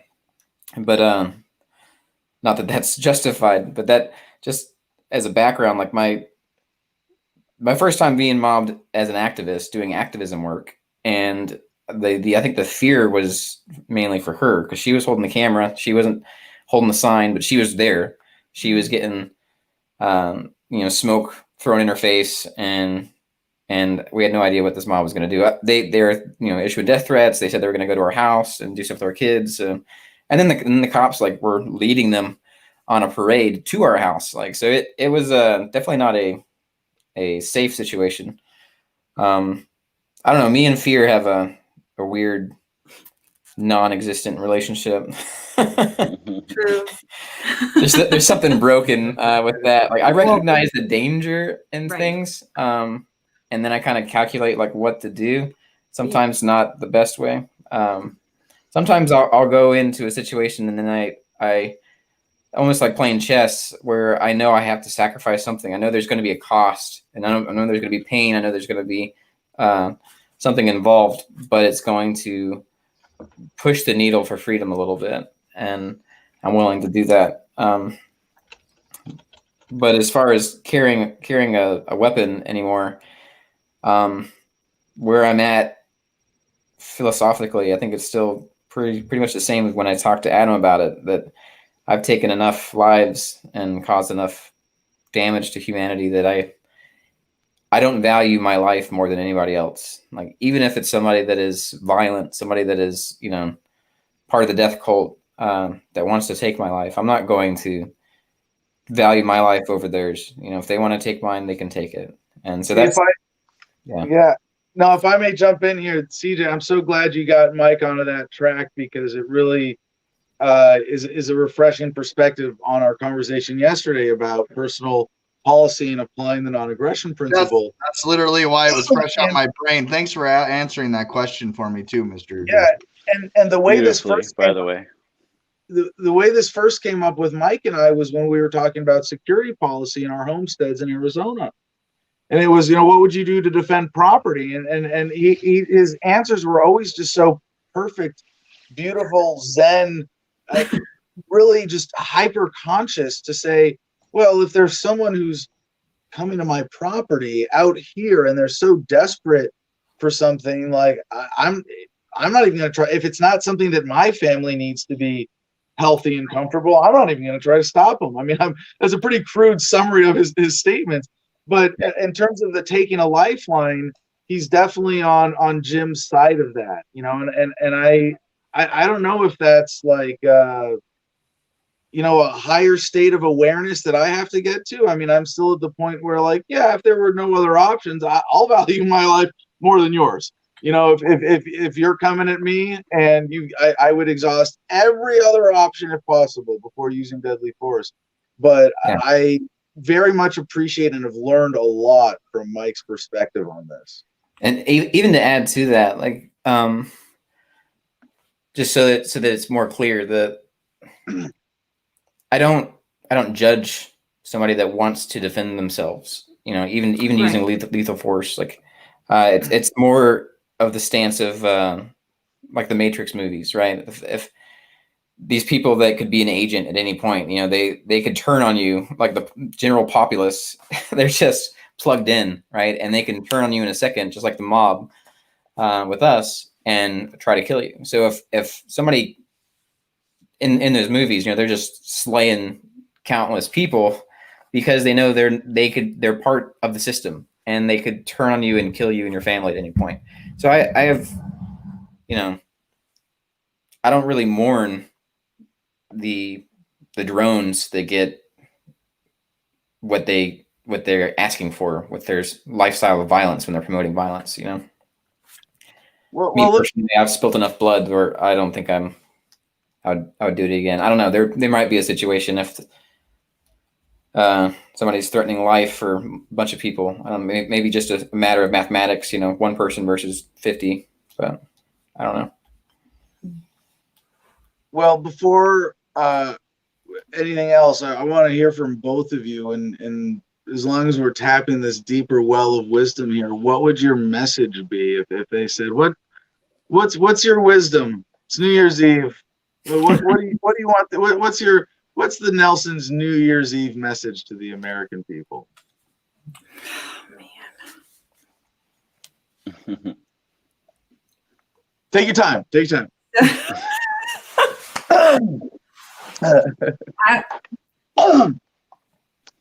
Mine would be stop being American and start being human. Like, remember your humanity. It's claiming these titles and labels and tribes and whatever. It's separating and it's isolating and it's dividing. But if we remember we're human, maybe we can connect again and reconnect and start waking up. Continue to wake up. I don't want to say start waking up. I think there's a lot of that, but continue to wake up and stand up. So that. Yeah, I think beautiful. Along the same lines, like, I think mine, to try to boil it down, would be The night's always darkest before the dawn. So this year's been pretty rough for freedom.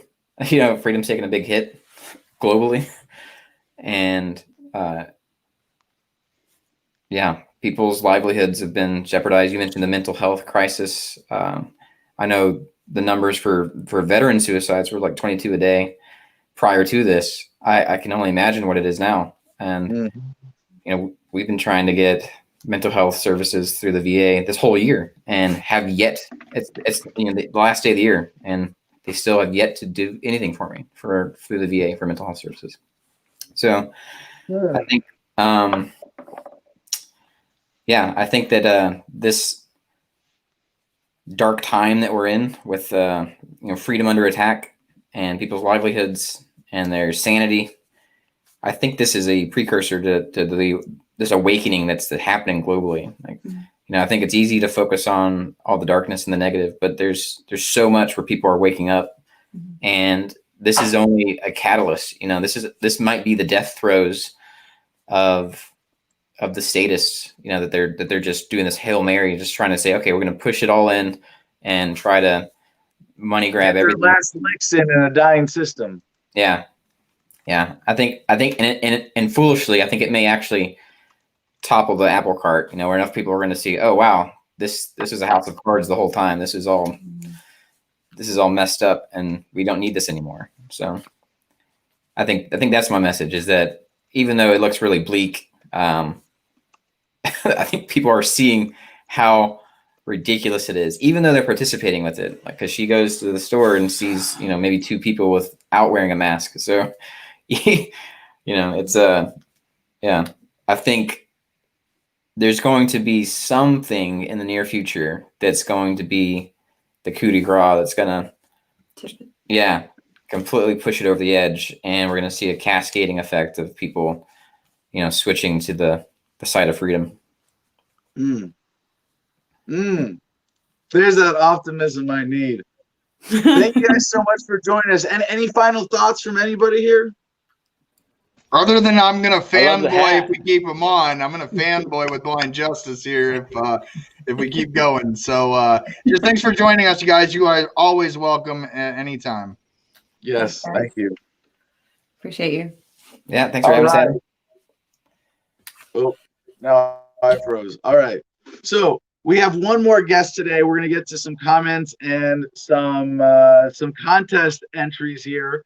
Again, we're asking, what do you think is the most underreported news story of 2020? And Yemen. We're going to one sad note we're going to have to cover today. We're going to get to Yemen, definitely up there, but some other underreported stories from the response to that on my Twitter I'd love to share.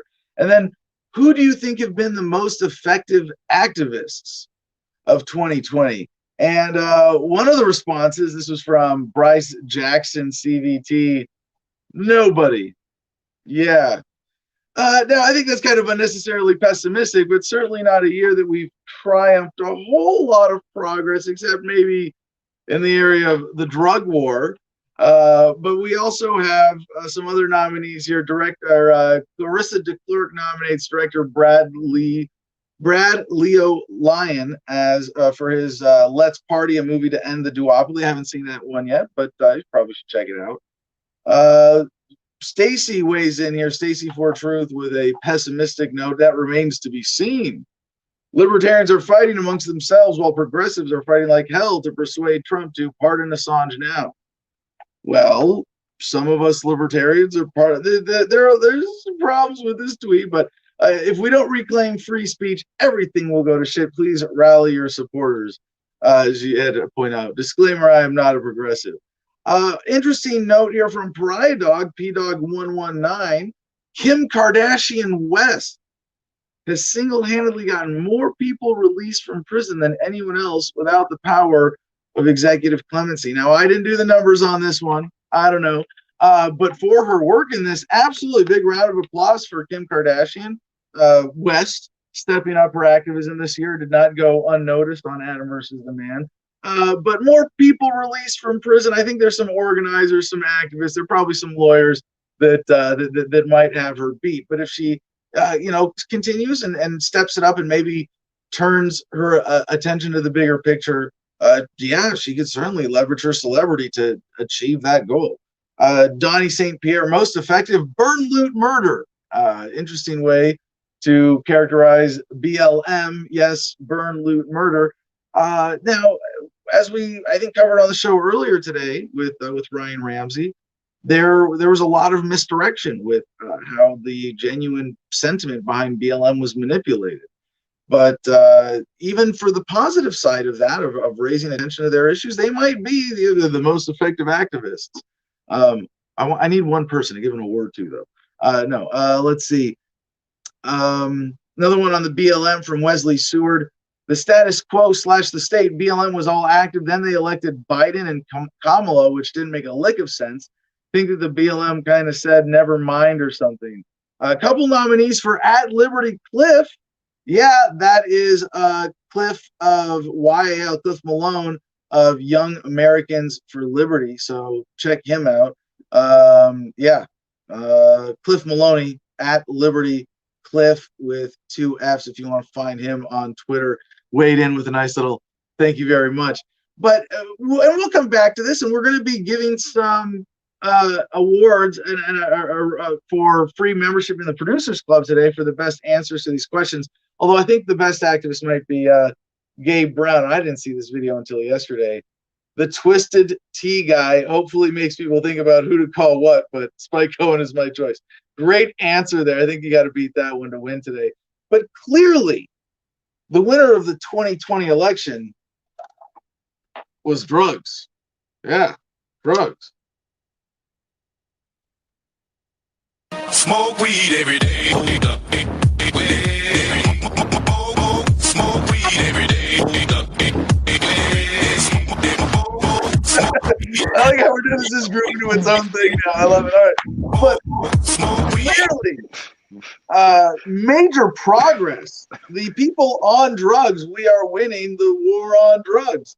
And while I would characterize the progress that we experienced legally this year with cannabis, medical being more widespread, and recreational legalization, as we achieved in my new home state of Arizona. Yes, I live in a rec state now. And clearly, there has been not just incremental progress, but we have come to a certain tipping point, the synergy effect. And while there haven't been any perhaps high-profile cannabis or anti-drug war activists with we see the headlines like Oregon decriminalizing all drugs for personal possession. We see that happening for psilocybin and MDMA, and I believe Washington, D.C. and some other smaller jurisdictions. And I like to think we've gone from the end of the beginning of the end of the war on drugs to the beginning of the middle of the end of the war on drugs. And you hear these headlines, you don't hear a lot of names, but one of them is Joey Lee. G.I. Mary Jane is one of our favorite cannabis activists on the show, here to let us know about the progress and perhaps a little bit about who, like her, was behind this. Do you agree? First of all, Joey, thanks for joining us. Do you agree with that overall general characterization that it was sort of incremental progress, but that it represented a kind of tipping point and a shift in momentum? Like, can cops really bust people for pot in America anymore? Is that still a thing? It happens once every 50 seconds in America. Like once every 50 seconds, somebody is getting put in handcuffs over simple drug possession.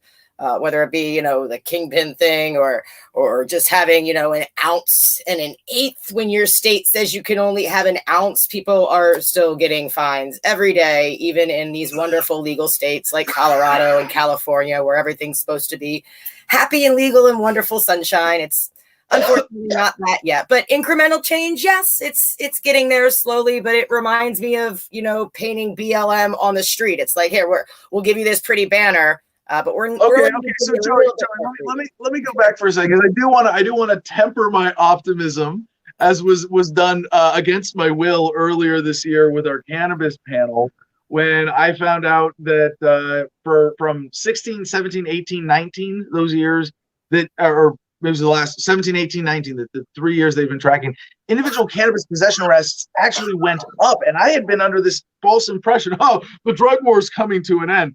And I think of that one of my favorite jokes from was it John Mulaney, the comedian, who goes, cannabis is almost legal, and someone goes, woo! He goes, don't you woo? It's always been legal for us white people, But there is a major shift. I think there's even by the most conservative estimates, the progress on the drug war over the last 10 years has represented an incredible reduction in the viciousness of it overall, the destruction of lives, and even if that's you're gonna argue with that too. Well, I want to hear it, but I want to look forward with some optimism too. What happened in 2020? What are the tipping points that we came to? Where are we going with this? But anyway, wherever you want to go with that, I'll just sit here and smoke along. In terms of it not destroying so many lives anymore, out of personal experience, I have to argue that I never had problems with the law in regards to weed until I got on paper and I got legal, and a Virginia state custody court came and told me that my legal Maryland certification made me a potential danger to my only child. Never had an issue before that. Did what they wanted me to do and ended up getting stomped in the dirt for it. And that's really when the activist spark, ignited in me, obviously, as I think it would any mother. And I learned that, this is just, it's happening to so many more people, and everyone's afraid to talk about it because now you're a criminal or you're a bad parent. And we can't talk about that amongst, the PTA groups or the church groups or even at the family dinner table because we'll be stigmatized and demonized. And, it's important more so than the legalization and the legislature, I think, to break through this stigma of feeling like a bad person because you smoke cannabis, feeling like you can't talk about that, like it's somehow dirty. That's what I think. Yeah, so this is the cultural thing, and maybe this is where maybe you can share some good news or some people whose work you want to promote, because there is that cultural thing. There is that, and it's heartbreaking to think that we have to now. I mean, I think like compared to alcohol, right? There's just one proxy comparison of another drug. When I was in college, I would brag about drinking. Like, yeah, we're gonna get wasted this weekend. And there's like that party culture around it, and it's there's unhealthy and healthy elements of it.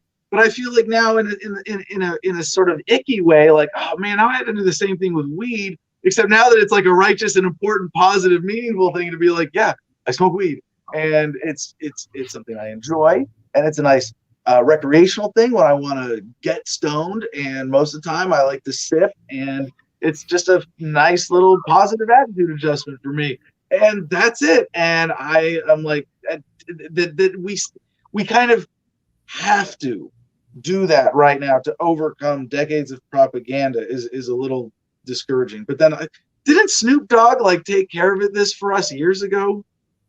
You'd think. Actually, funny you mentioned Snoop Dogg. You were talking about stories that haven't been talked about too much in the headlines. And a producer, a former producer of Snoop Dogg's, who got arrested on weed and weapons charges. Because, of course, if you have a gun while you have weed, now you're an even worse criminal somehow, even though you didn't do anything wrong to anybody around you. That's bullshit. Hold on. I gotta say something about this, Joey, because the whole, especially for veterans and firearms rights and cannabis and PTSD, but they've got this whole thing backwards in terms of saying you can't have weed with a gun because they should require it. If they can require background checks to buy a gun, they can require bong rips. Hey, before you go out of the house with a gun on your hip, you gotta be appropriately medicated to make sure that you're not gonna go the other way with this. Exactly. You gotta have your anxiety medication in you before you head out the door with this gun. I feel like that would be a more appropriate mandate, honestly. But unfortunately, it's not the way. And funny enough, Trump went ahead and pardoned this guy. I could get a handgun. I could get a little revolver, even like a boot gun with my chillum attached to it. So I could be like, all right, now I'm going to shoot you.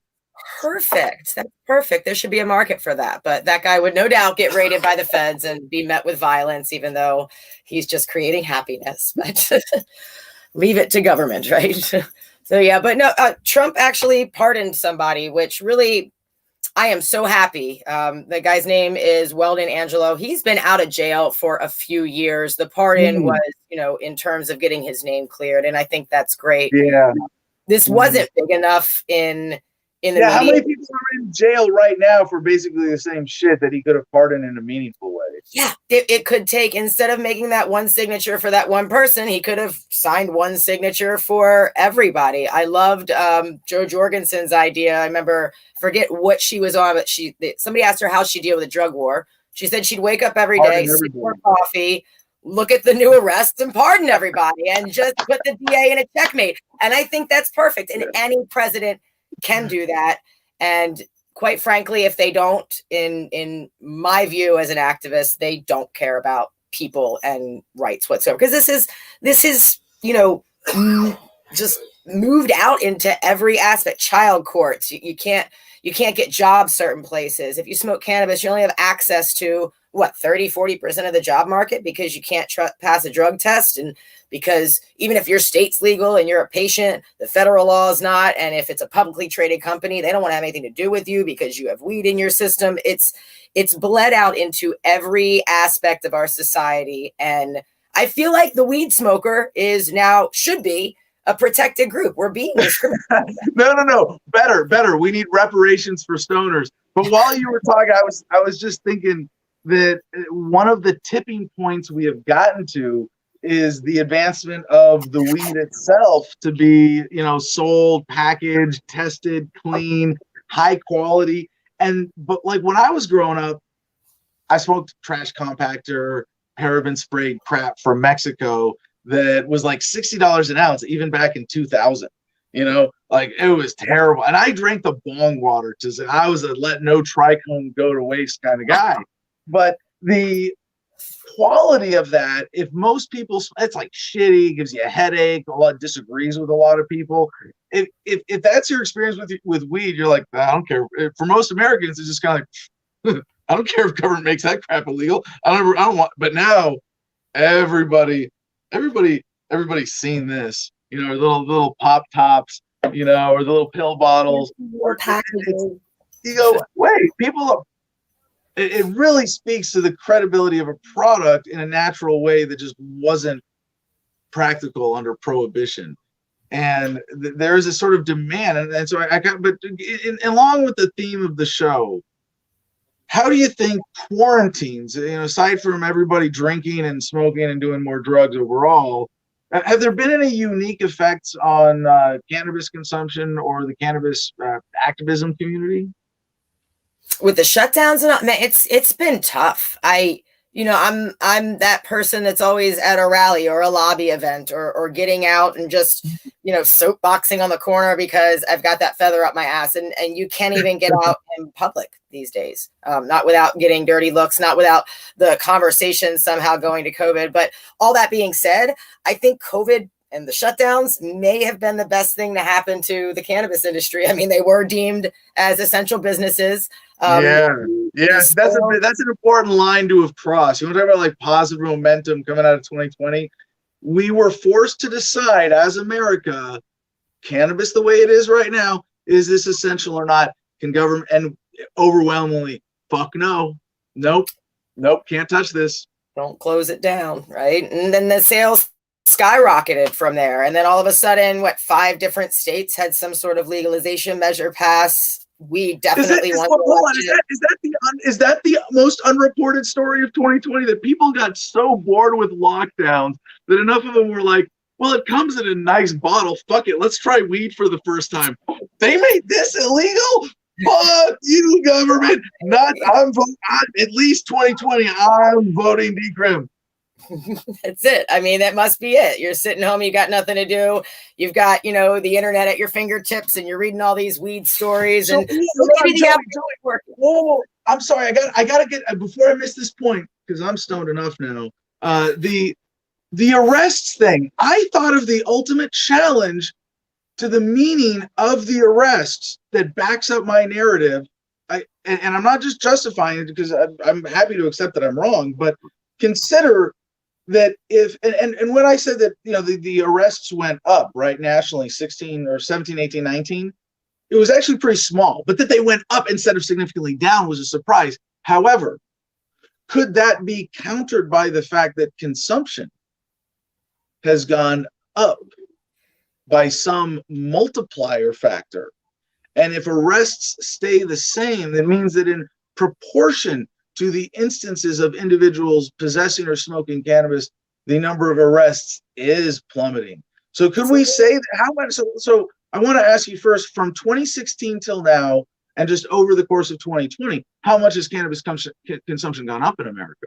I haven't done the numbers, but I'm sure it's increased tenfold. And to that point, people hear it's illegal or it's legal now, and they don't look any further into that. They honestly think they can do whatever they want, whenever they want, and however they want with their weed. And you're probably right. There's more people out on the corner smoking a joint because they think it's no different than smoking a cigarette now. They weren't properly educated on the laws. The state doesn't send out memos, of course, and tell you what you can and can't do. You're just on your own. Still use this as an excuse to bust you. Yeah, exactly. And with, yeah, you're probably right. Somebody should do that.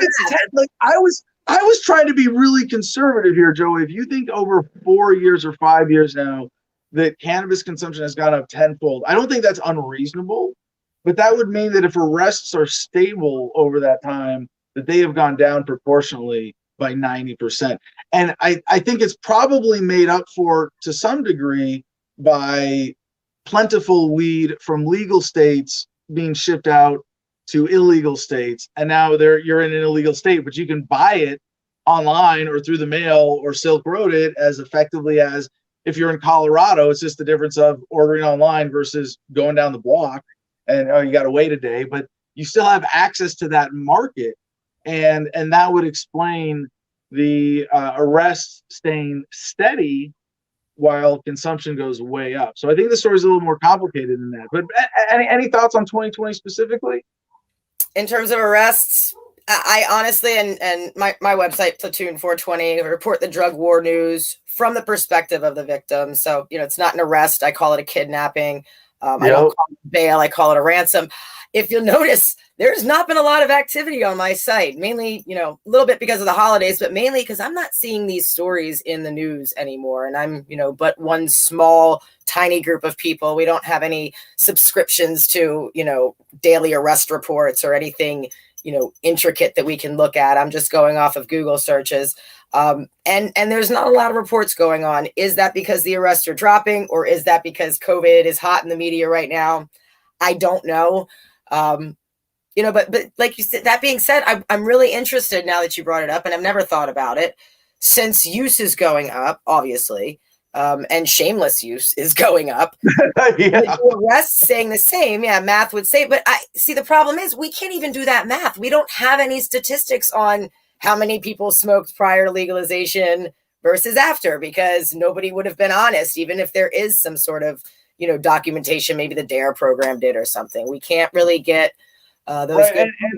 And to counter my own point here, this doesn't necessarily equate to a reduction in the viciousness of the drug war, which to me is what's kind of the bottom line.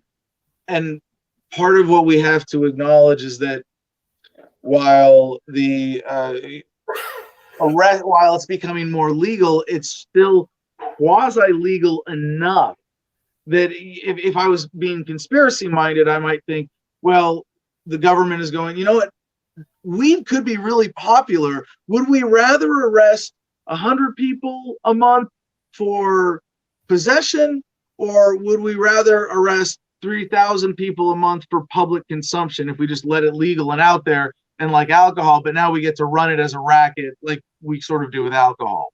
Yeah, and that's what they're trying to do. It's the government wants to figure out how they can get their money. We can get our money from arresting people that are already impoverished, and they likely never get their money. I'm sure a lot of these people die without paying their weed court fees or whatever charge it is. Or do we make it legal, let them have it, but tax it so much that we're getting just as much, if not more money from drugs from the drug war as we were before, but now we put a bow on it. And that's what I see in this MORE Act, the legalization bill that got voted on. It got through the House.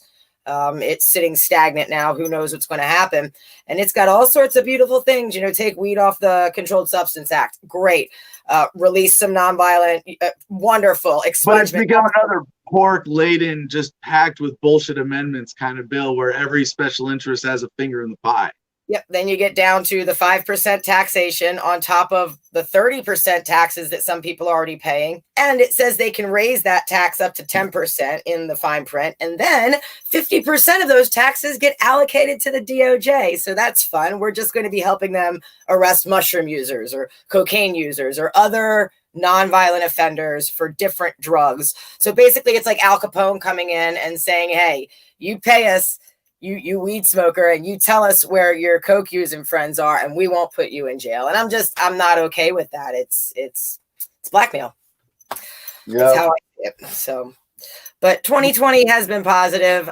My biggest fear in 2020 was the MORE Act passing. I'll be honest. And everybody's like, what do you mean? This legalizes weed. Like, this is not the bill. One way or another, we've got our work cut out for us. Completely. So we're getting there. I have hope for 2021. Actually, in 2021, if restrictions are lifted, there will be, of course, the 51st annual DC Smoke-In. That's where we have a civil disobedience permit, a permission slip to smoke weed between noon and 1 o'clock on the National Mall. This is going on for 50 years. The torch has been passed to little old me this year, and I'm really hoping the restrictions don't cut that out, but I guess I can always get a secondary civil disobedience permit to be out on top of the restrictions if need be. So, but we've got big plans for that. We're going to caravan over from Schoolypalooza in Arizona and hit DC slowly and try to do a little whistle stop tour, much inspired by the Freedom Tour of 2020 that COVID cut short as well. Well, and there were some successful ones before that. All right. But thank you so much for joining us, Joey. Of course. Thanks for having me, man. Appreciate you as always. I don't think I'm going to be calling it 2021. My own little contrarian thing now. We're going to be calling it 2020 Lost. How about that?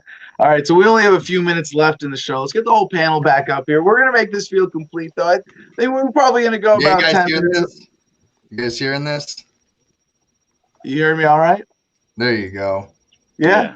Just for the record, I'm asking real quick if you guys would do me a favor. Can we do a special talk with GI Mary Jane before she leaves out? Absolutely. I feel like you cut that one short. We didn't even get to ask panel questions or nothing. Well, we still got a lot to get to pack in. I mean, I saw the links, man. It's the last day of the year. We just had GI Mary Jane on. We toked her in, and we can't toke her out. Well, she's not backstage now. I know. Now play the noise. Smoke weed every day. Smoke weed every day. Smoke weed every day.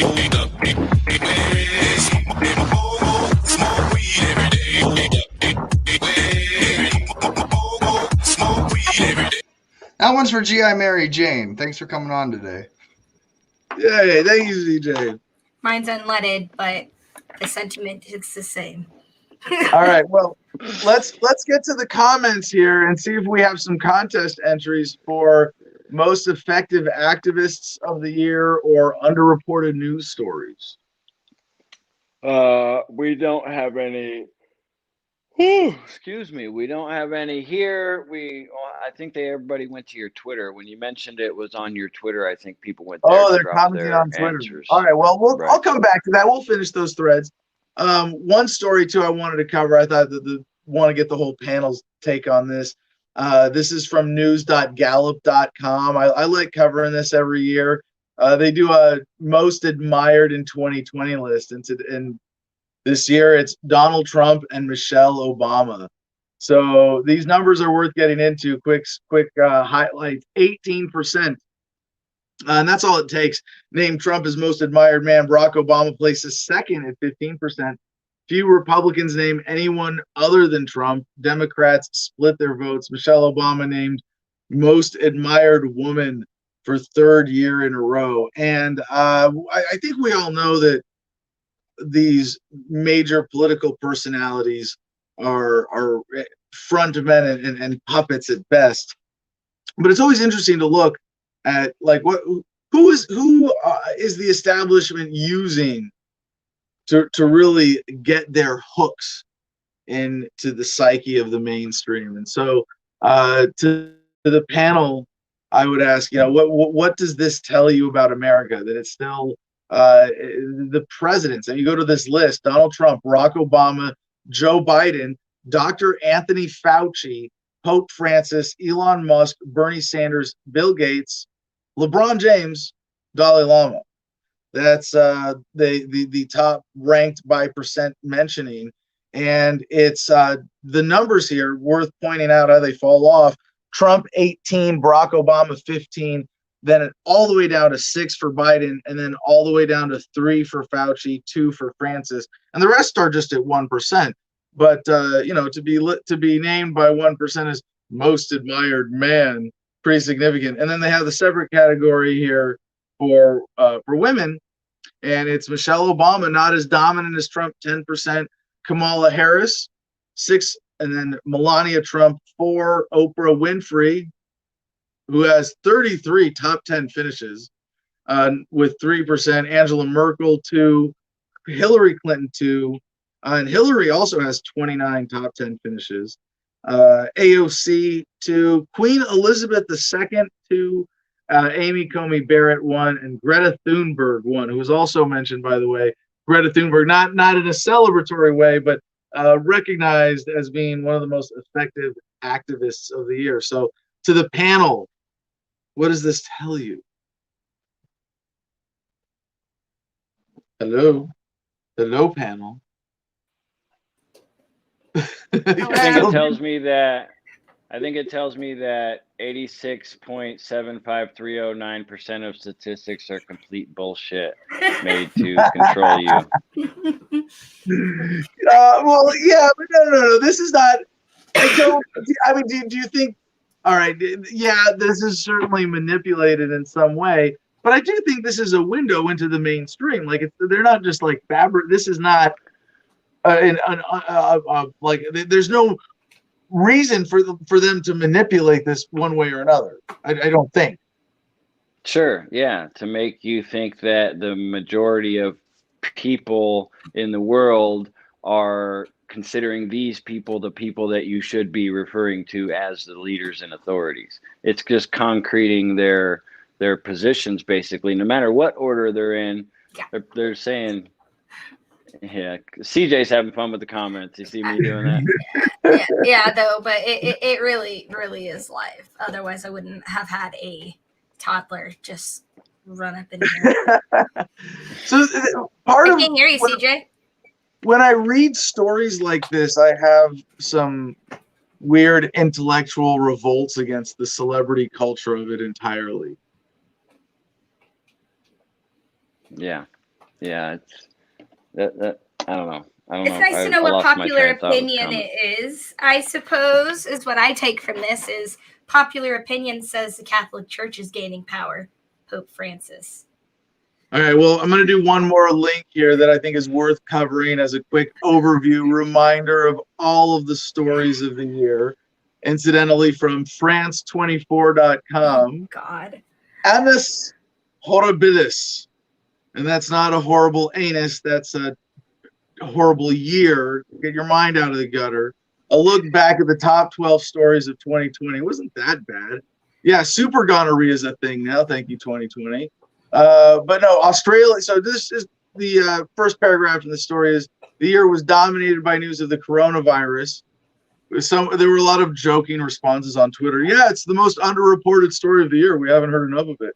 Which rapidly spread from Wuhan, China, to kill more than 1.7 people and force so much of the world into lockdown, while highlighting global inequalities and institutional failures. But other issues also grabbed the world's attention, from the devastating Australian bushfires to global protests against racism. And since we're over time, we're not going to get into all of these, but just as a quick reminder, the Australian brushfires, the killing of Qasem Soleimani, Britain officially leaves the EU. COVID-19 and the world on lockdown. That's one of their top stories, right? Death of George Floyd sparks global protests. China cracks down on Hong Kong. I wonder, do they have on this list China cracks down on the Uyghurs? Because that's, that might even be more significant. But the China crackdown on Hong Kong and Taiwan that we're watching the leverage there be ratcheted up. We're going to definitely be covering that well into 21. Definitely, it's something I wanted to cover more of, really, to get into what's going on in Hong Kong and the Chinese Communist Party's statism.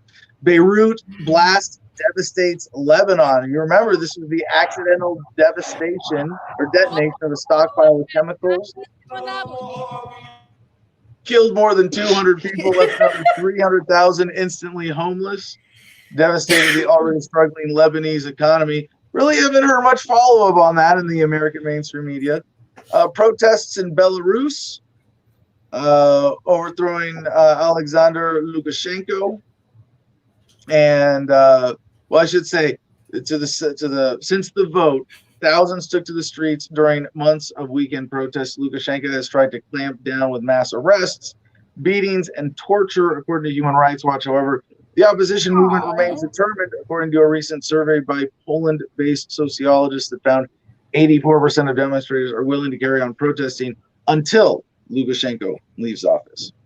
The Nagorno-Karabakh conflict. Yes, the long-disputed semi-autonomous enclave of Nagorno-Karabakh stole global headlines after a long simmering conflict between Armenia and Azerbaijan erupted into a hot war in September. Azerbaijan, backed by drones from Turkey, launched a military assault on Nagorno-Karabakh, a predominantly ethnic Armenian region on its territory, leaving several thousand dead. Teachers killing revives debate over Islamism in France. This was the death of French middle school teacher Samuel Paty on October 16. We covered that. Joe Biden beats Donald Trump. Yeah, we're not going to say anything more about that.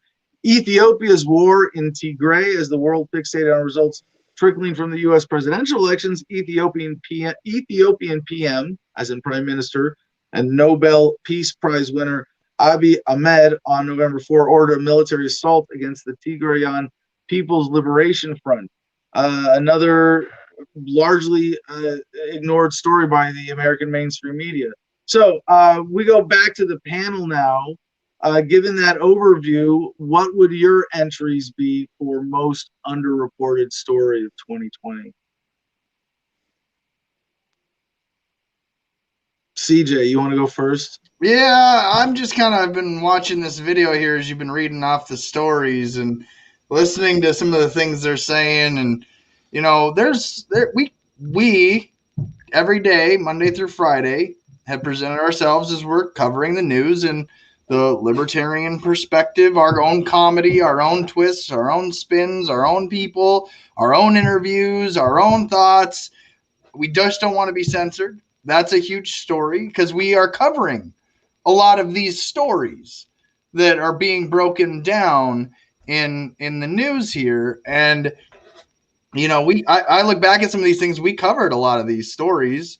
And again, that's a credit to our producers club. And if we didn't cover it so much live on the air, we at least had discussions in the chats, and we really worked well to get the crux of the best stories that we could cover that we wanted to. So it's really hard to say what we missed, but the biggest story for me has still been the government's excuse to violate our rights just continues to perpetuate, and the cognitive dissonance that the public's had in response to it. I think that's the biggest scam of the whole thing. I mean, not that we can't just say that government's crooked all day long, and then but when we're talking cognitive dissonance, we're talking two political voting blocks that refuse to even introspectively look at themselves and identify their own corruption. They pass the buck like we're the noble party. I mean, at least with the Libertarian Party, if somebody gets out of line, they're basically sent to a public slaughter. I mean, socially wise, it's happened to plenty of people in 2020. There's been plenty of libertarian voices axed from the internet.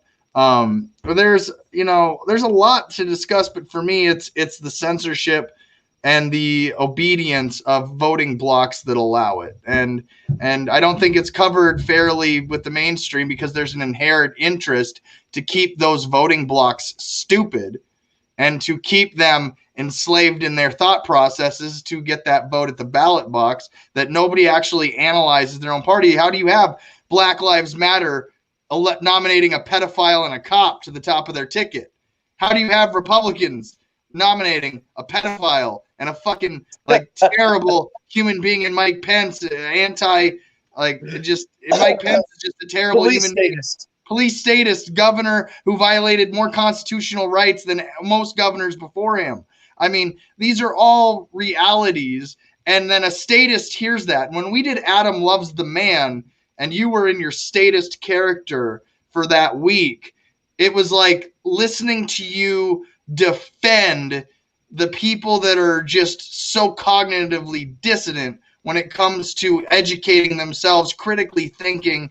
And so, again, the underreported story of 2020, in my opinion, humbly, is people's compliance to government. And I think it's underreported because the media is in on the deal. But just for those of you that have forgotten about Adam Loves the Man, it still exists.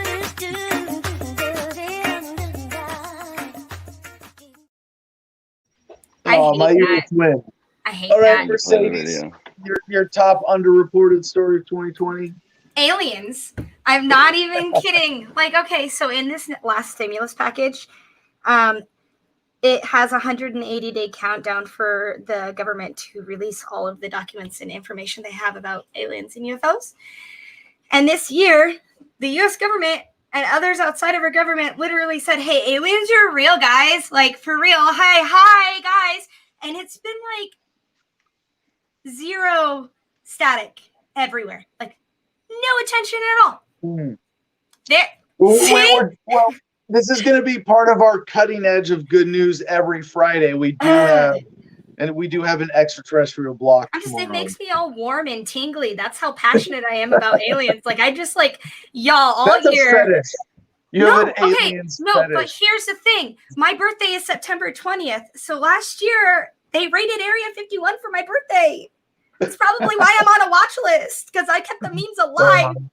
The Kyles and the squirrels, and it's fine. Because aliens, we didn't. Aliens. But yeah, for my birthday, they raided Area 51, and now the government's. All I wanted for my birthday was for them to say that it was real, and they did. So it's really sad that the world isn't celebrating. My birthday is in a month, February 1st, and all I want for my birthday is aliens. All right, Jim. Yeah. Jim, your most underreported story, and you can cheat and use comments if you want. Yeah, well, it's all right. I do like aliens. I wish aliens were a part of our reality by now, but unfortunately not. So I'm sticking with more along the lines of what CJ was talking about. I'll go even further towards specifically censorship, and it's not necessarily, obviously we've covered it. I'm not necessarily saying that we haven't covered it enough, but I'm saying it's underreported on the massive scale, in that I don't think the average general person understands the scope of the censorship. Like, I think everybody's got this general almost acceptance because of a few memes and a few times that it made, when Zuckerberg went to the Senate or whatever, it was all over the news. So people have this idea and they feel like censorship exists, and they almost assume it exists, but I don't think they have any idea of the actual scope of what's really happening. It's finally reached a level, let's put it this way, it's finally reached a level where on my personal page, I have only my family members watching me and everything, following anything I say on there. And sorry, I have a bunch of pictures. I should have been prepared for this, but I've got a 30-day ban, basically, is what happened. I've never had a 30-day ban for Facebook before, but I do. And it was for this meme right here. I don't know if you can focus on it. Here are my tribal papers. You I'm could an have just essential sent it to worker. the producers club and the producers Yeah, could put it on whatever. the screen. Whatever. It's a We'll get popular there. meme anyways, you know what I mean? And it's a meme that I made in March 25th. I posted that in March. And I literally just a couple days ago, like last week or something, got a notification saying you're banned for 30 days. You can't post or comment for 30 days because you can't post or comment for 30 days because your post goes against our community standards against dangerous individuals and organizations. That's what it says. No one else can see your posts. We have the standards to protect everybody, blah, blah, blah. But that's what I'm saying. It's reached a level where me and only the family members that listen to me on my personal page are starting to get banned and forced to shut up because they're refusing to shut up. So I think that's the most underreported reality of the situation of 2020. But lastly, I want to get rid of that, and I want to leave the audience with a positive note of something that happened in 2020. My daughter, who is 18 years old, has created a life within herself, and I'm going to be a grandpa. So 2020 gave me that, at least, right? But that's it. Yeah. So I'm excited about that. Look forward to some baby freedom pictures and videos. So I think Adam actually crashed. So we're going to have to. Yeah, he crashed. Well, let's do our promos. We're already over time anyway. No. Listen, this is the last broadcast of 2020, and you and Adam just want to fly through it. Don't understand it. You know, just for the record, we have like at least half of a gig of data that we can still stream to our audio. But yeah, real quick, to the comments, real quick, to wrap this up. Ron, yes, this show is live Monday through Friday, 11 to 1-ish Central Standard Time. It's really funny that people think that this is not a live show, and that just goes to credit that we are doing the formula exactly how we wanted it to be. So that's great. But real quick, to everybody, producer note, final one for 2020. Thank you all for those that have helped me in my jobs. Jim, Mercedes, I appreciate you guys stepping up for me. I appreciate Marcus Pulis, the guest booker. He's a phenomenal guest booker. So thank you to him for all his work. We wish he could have been on today's broadcast, obviously. But you know, it's tough. And then obviously Adam's not on here, but I'll regale him anyways. Thank you, Adam, for the opportunity to be the executive producer of this show. It's an opportunity that I'm very grateful for, and I can't leave the year without saying I think the top story of 2020 that's not reported is actually this show. This show is the most underreported show of 2020. And certainly I would argue in a court of law in front of my mother, certainly on any social media platform, that we are one of the most censored platforms in 2020. And that's my final producer note for 2020. Again, thank you to Adam. And I'll at least introduce AdamVersusTheMan.com. Jim, where can they go after they click on AdamVersusTheMan.com in the comments? They're going to find that Patreon link, and then it's going to take them to the patreon.com/Adam versus the man, where they can help us out with a monthly contribution for $1, $5, $10, or $50 a month. $10 is the sweet spot because that's going to get you access to the Producers Club that we've been jamming on so much about, and that's been growing so fast, and that we're having to decide what we're going to do with. After that, you return back to the Adam versus the man and click on the store. Check out all the merchandise that CJ's put up and put all the work into creating, everything from hats and underwear to scarves and masks and chairs and bean bags and everything. I mean, not literally everything, obviously, but he's working on it now. Give us some ideas and we'll see what we can do. You got to shop to see what we do and don't have to give us those ideas. So head over there now because the show's almost over. Then after that, go to Cigar Federation. And while you're there getting your favorite flavored cigars, exotically flavored cigars, you're going to use promo code ADAM10 to get 10% off. And CJ's showing us the JSK Nugs. Those are Adam's personal favorite that he smokes on Fridays for Cigars and Sunsets when he does those. So you can look forward to that. After that, makethemdebate.com is where you can go to create debates and get Adam to debate anybody you could possibly think of. Post it on there. You can post a debate idea on that website and see if we can get Adam to debate that person. So with that being said, welcome back, sir. Well, Jim, what who do you think are our top comments for our 2 questions to win Producer Club membership today? Well, you had that one that you said somebody's going to have to beat it. You don't think anybody did? Yeah, I don't think anybody did. By the way, got to give a shout out to one of our comments from Twitter for activists of the year, the gym owner in New Jersey. But I want to say for everybody who is just doing peaceful civil disobedience around COVID, and someone shared. I was from Marcus from his Aquarian Anarchy Twitter account @Aquarian Anarchy, and I believe I shared this. That's a John Lennon quote, and I think it's caged birds sing of freedom, free birds fly. And there are a lot of us this year, especially with the COVID challenges, who learned how to fly. And it's not about civil disobedience necessarily being something flashy that makes headlines or gets attention, but just flying and living more free as a result of greater awareness and seeing that the only cage is really in your mind. So if that's it,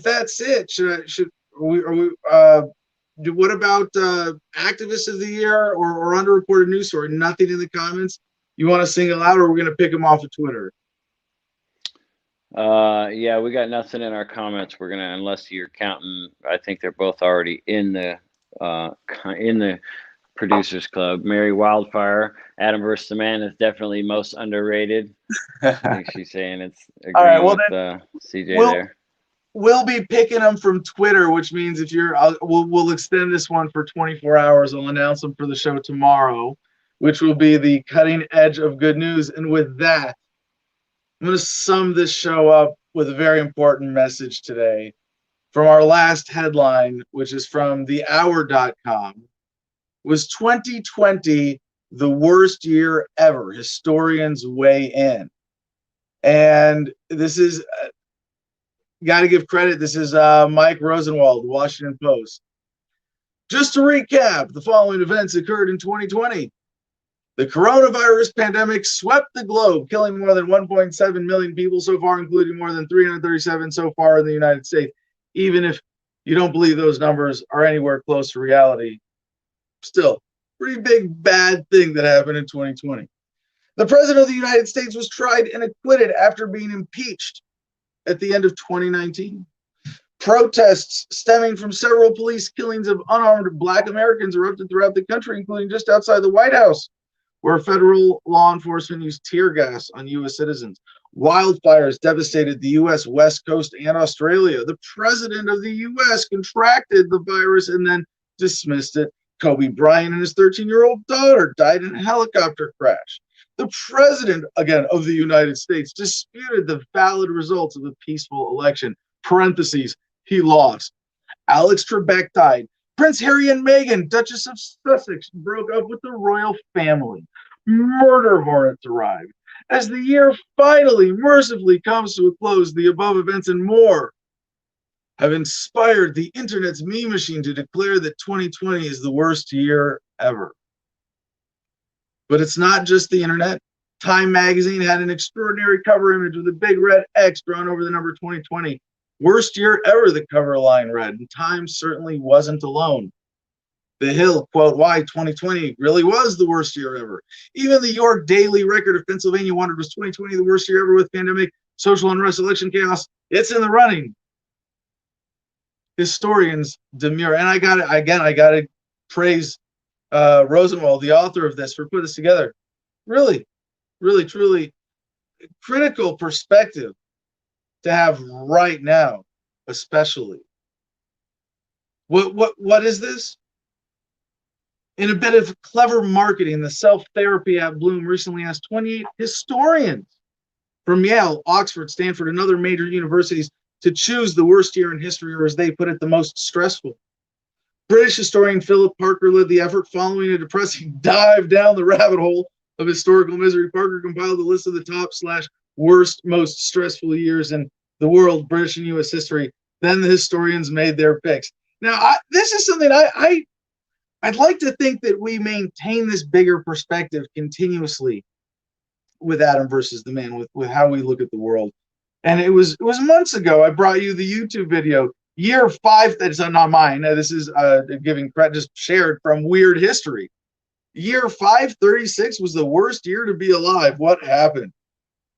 You think about how awesome human life is and how awesome our experience is compared to the state of nature, compared to so many primitive societies. It is so important to take this